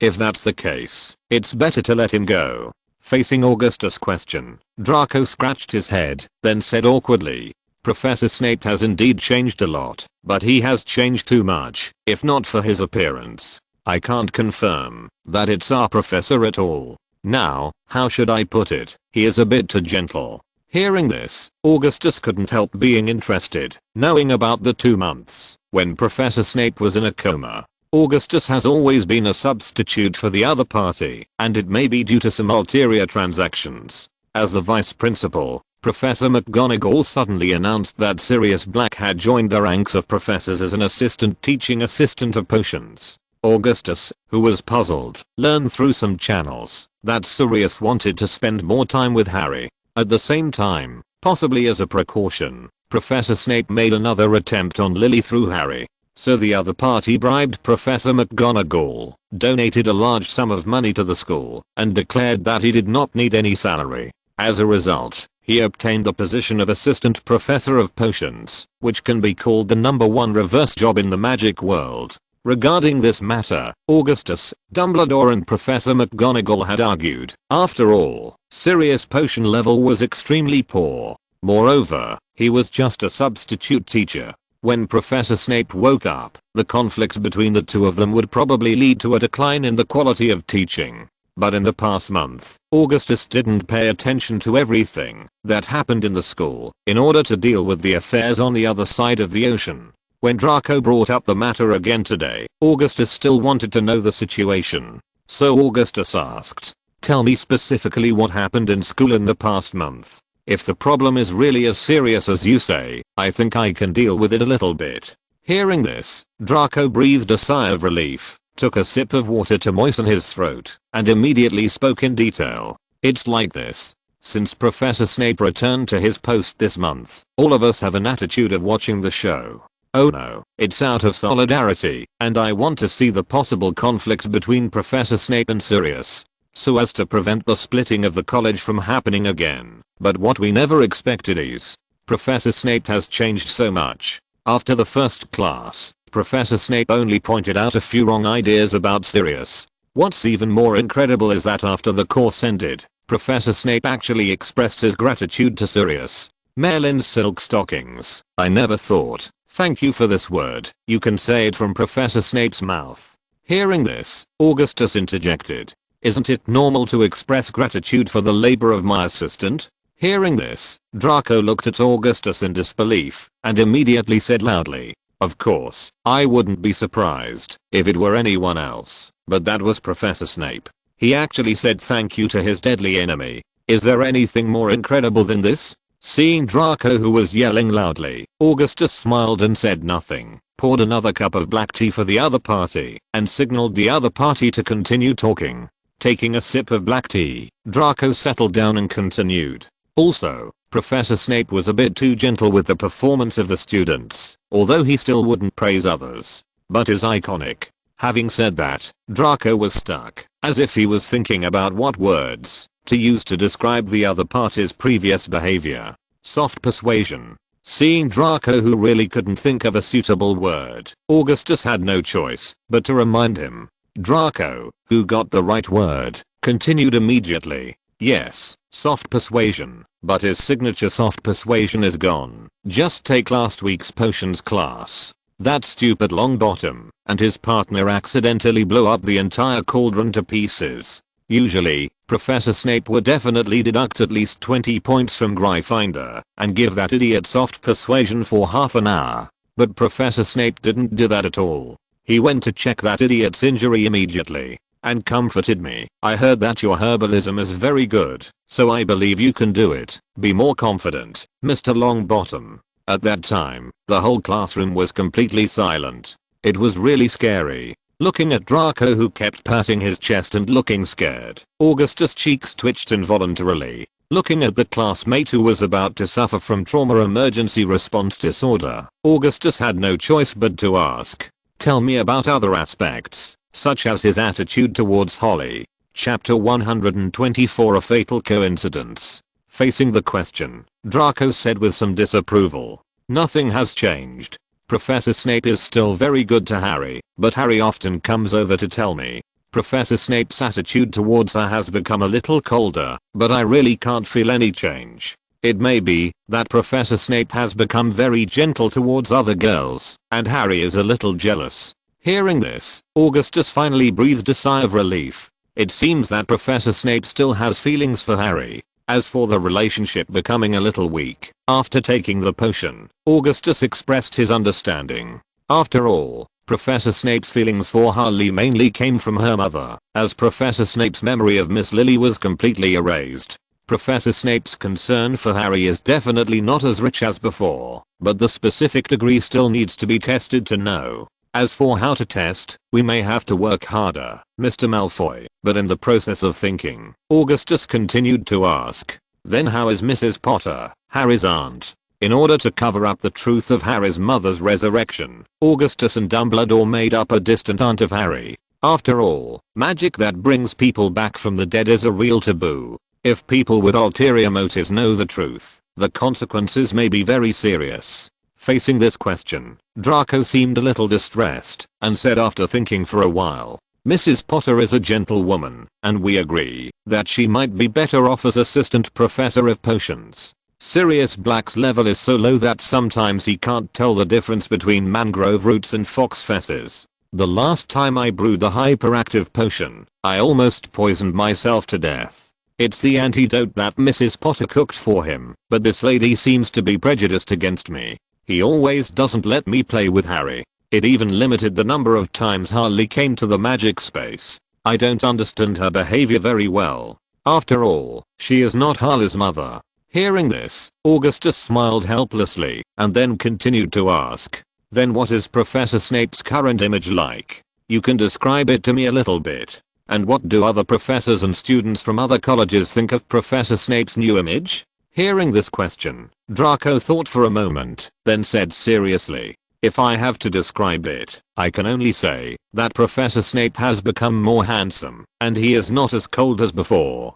How should I put it? You should have seen Cedric from Hufflepuff College, and the image of Professor Snape is very close to him now. A good old man, very polite to everyone, speaking slowly and gently. I heard that many senior girls even wrote love letters to Professor Snape. I can't accept this at all. The Dean of Slytherin, how can he have such an image? Isn't the previous look very good? As for the feelings of other colleges, it must be unanimously praised. After all, how could those stupid idiots appreciate the unique beauty of Slytherin? Hearing the other party's paranoid words, Augustus nodded and digested the information he had obtained. Augustus took out a note, wrote his name on it, handed it to Draco and said, "This is a formal letter of employment.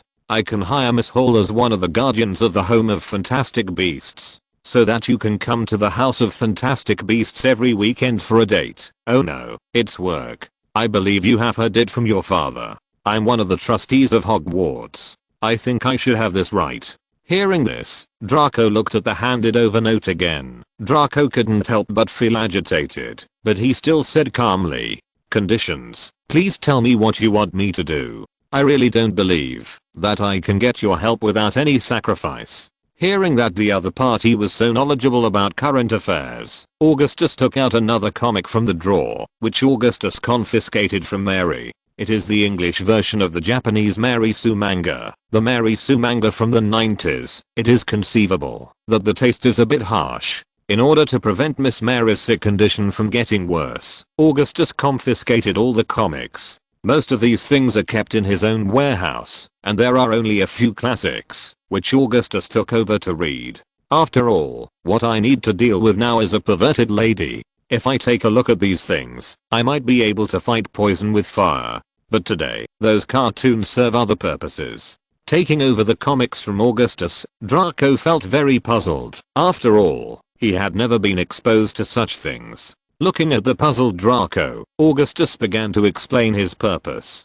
Take this book back and study it carefully, then choose one or two scenes in it, and then perform it with Miss Hall. But there is a requirement. You must carry out the activities I just mentioned in front of Professor Snape. After the performance, if you can still walk by yourself, come to me and report on Professor Snape's performance. Hearing the other party's calm words, Draco felt a chill all over his body, immediately put the manga on the table, and refused loudly. "Let me refuse. The risk factor of this task is too high. Although I'm very moved by you, there is still one life." Perhaps knowing that the other party would definitely refuse, Augustus took out 2 more notes from the drawer after hearing the other party's rejection. Then he pointed to the note and said, "This is a debt you owe me. Of course it's only a part, but the amount has already reached 4 galleons. I want to send these bills to Mr. Lucius, and I will definitely give you some gentle persuasion.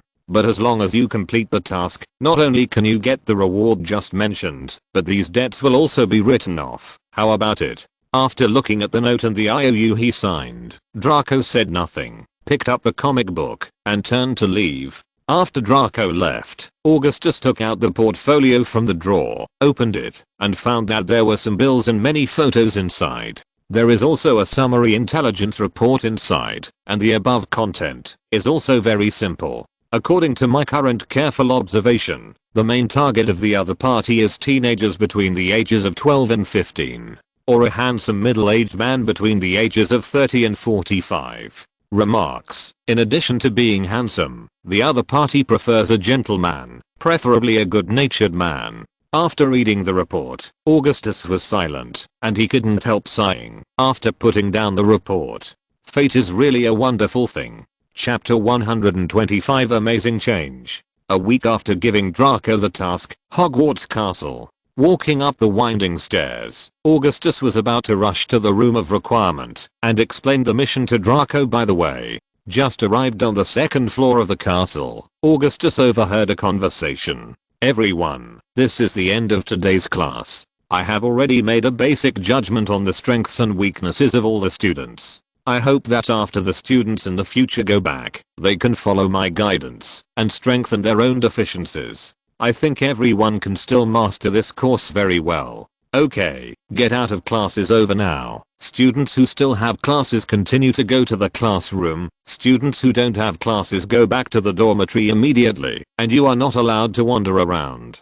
Thank you. This is the end of today's lesson. Listening to the familiar voice inside, Augustus stood motionless in the corridor because the voice was so familiar. But Augustus always felt awkward when he said the words. After all, if these words came from Professor McGonagall or Professor Flitwick, Augustus would not feel any difference. But these words came from Professor Snape's mouth, which made Augustus extremely surprised. After waiting in the corridor for a while, students came out of the classroom one after another, until all the students were gone. Augustus didn't find any trace of Draco and Harry, so he had to stop Goyle and ask, "What about Draco? I don't believe in the lessons taught by Snape. He still skipped classes. Is there something wrong?" Faced with the questioning, Gore seemed a little helpless, so he had no choice but to bite the bullet and explain what happened recently. Just yesterday, the young master didn't know what was going on. After a potions class was over, he suddenly blocked Miss Hall in the corridor.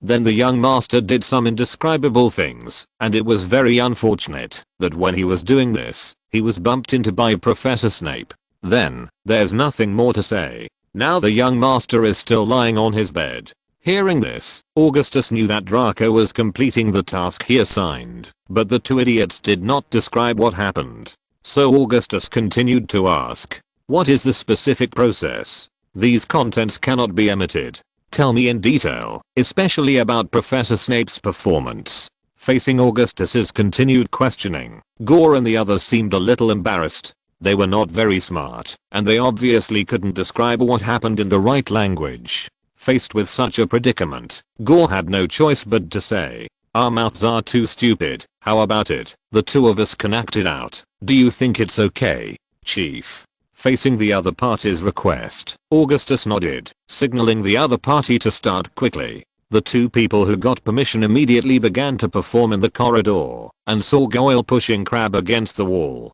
Putting one hand next to the other's ear, looking down from above, Crabbe who was slammed by the wall. Crabbe also looked very professional. He put his hands on his chest and pretended to be very surprised and said with some trepidation, "What are you going to do? Are you a little uncomfortable, Malfoy?" Goyle, who was playing Malfoy, looked at Crabbe with a greasy face and then used his remaining hand to lightly rest on Crabbe's chin. Then he looked at the other person's eyes with his own eyes and said, "You managed to get my attention, and now I'm following you, woman." As he said that, Gore was about to kiss and saw the unsightly scene. When it was about to happen, Augustus just wanted to stop it when he heard a shout from behind. "Don't perform such a disgusting drama in the corridor. If you are too leisurely, I suggest you go and read a book." Hearing the sound of drinking, the two stopped the performance immediately, stood obediently and said to Augustus, "The following things are just as they were just now." Just when the campus was about to succeed, Professor Snape suddenly appeared and stopped him like this. Then Professor Snape lost his temper. This is the most angry I've seen Professor Snape in a month. The delicate and deadly language seems to let us see the dean from a month ago again. After listening to the explanations of the two people, after instructing the other party to take Malfoy to the room of requirement, Augustus motioned for the two to leave and walked up to Professor Snape to observe. It has to be said that Professor Snape has changed a lot. Because of the 2 months of coma, the other party has become thinner due to his middle-aged body. The most dramatic change was the face of the other party, the wrinkled and sagging skin before. Because of the potion, it becomes tight and restrained, which further highlights the depth of the opponent's facial features. But the biggest change is still in temperament. The former Professor Snape always had a feeling of repulsion. And now Professor Snape's temperament is more like the Muggle professor who was made up before, gentle and elegant, full of wisdom and intellectual beauty. Welcome to the new student, Professor. Your current life has been reset. You can pursue your own happiness. After the observation, Augustus couldn't help but say. Hearing this, Professor Snape nodded slightly, but said calmly, I know a part of my mind is gone, but I feel better. I always feel that my previous life was stuck in a swamp, but it seems that I'm not unable to climb out, but unwilling to climb out. Because there seems to be something under the swamp that I care about very much. As long as she doesn't leave the bottom of the swamp, I don't want to leave that swamp. But now that I've come out on my own, it's amazing. Hearing this, Augustus nodded and then asked carefully, you remember Holly? Can you tell me about your feelings for her? Hearing this, Professor Snape fell silent, put his right hand on his lips and thought for a while before speaking seriously. I just know that she needs me, and as her guardian, I feel compelled to give her a certain amount of love. And staying with her, I always have a feeling of deja vu, although I really can't explain this feeling. But what I can confirm is that I feel happy when I'm with her. Hearing the other party's explanation, Augustus breathed a sigh of relief. After all, magic involving the soul, no one knows what will happen. In case of any damage, I may lose this extremely outstanding talent. Looking at Augustus, who still refused to leave, Professor Snape stretched out a hand and said seriously, task, sir. After you understand the situation, you must have a new task to send me. Although I have forgotten a lot of things, I still have a deep impression on you. It is impossible for you to come here just to care about the physical health of your subordinates. End of this chapter. Thank you very much for reaching the end. Don't forget to like. Looking for more exclusive content and immediate access? Subscribe to our Patreon. Remember, every like, subscription, or donation encourages us to continue. Thanks to everyone. See you in the next video.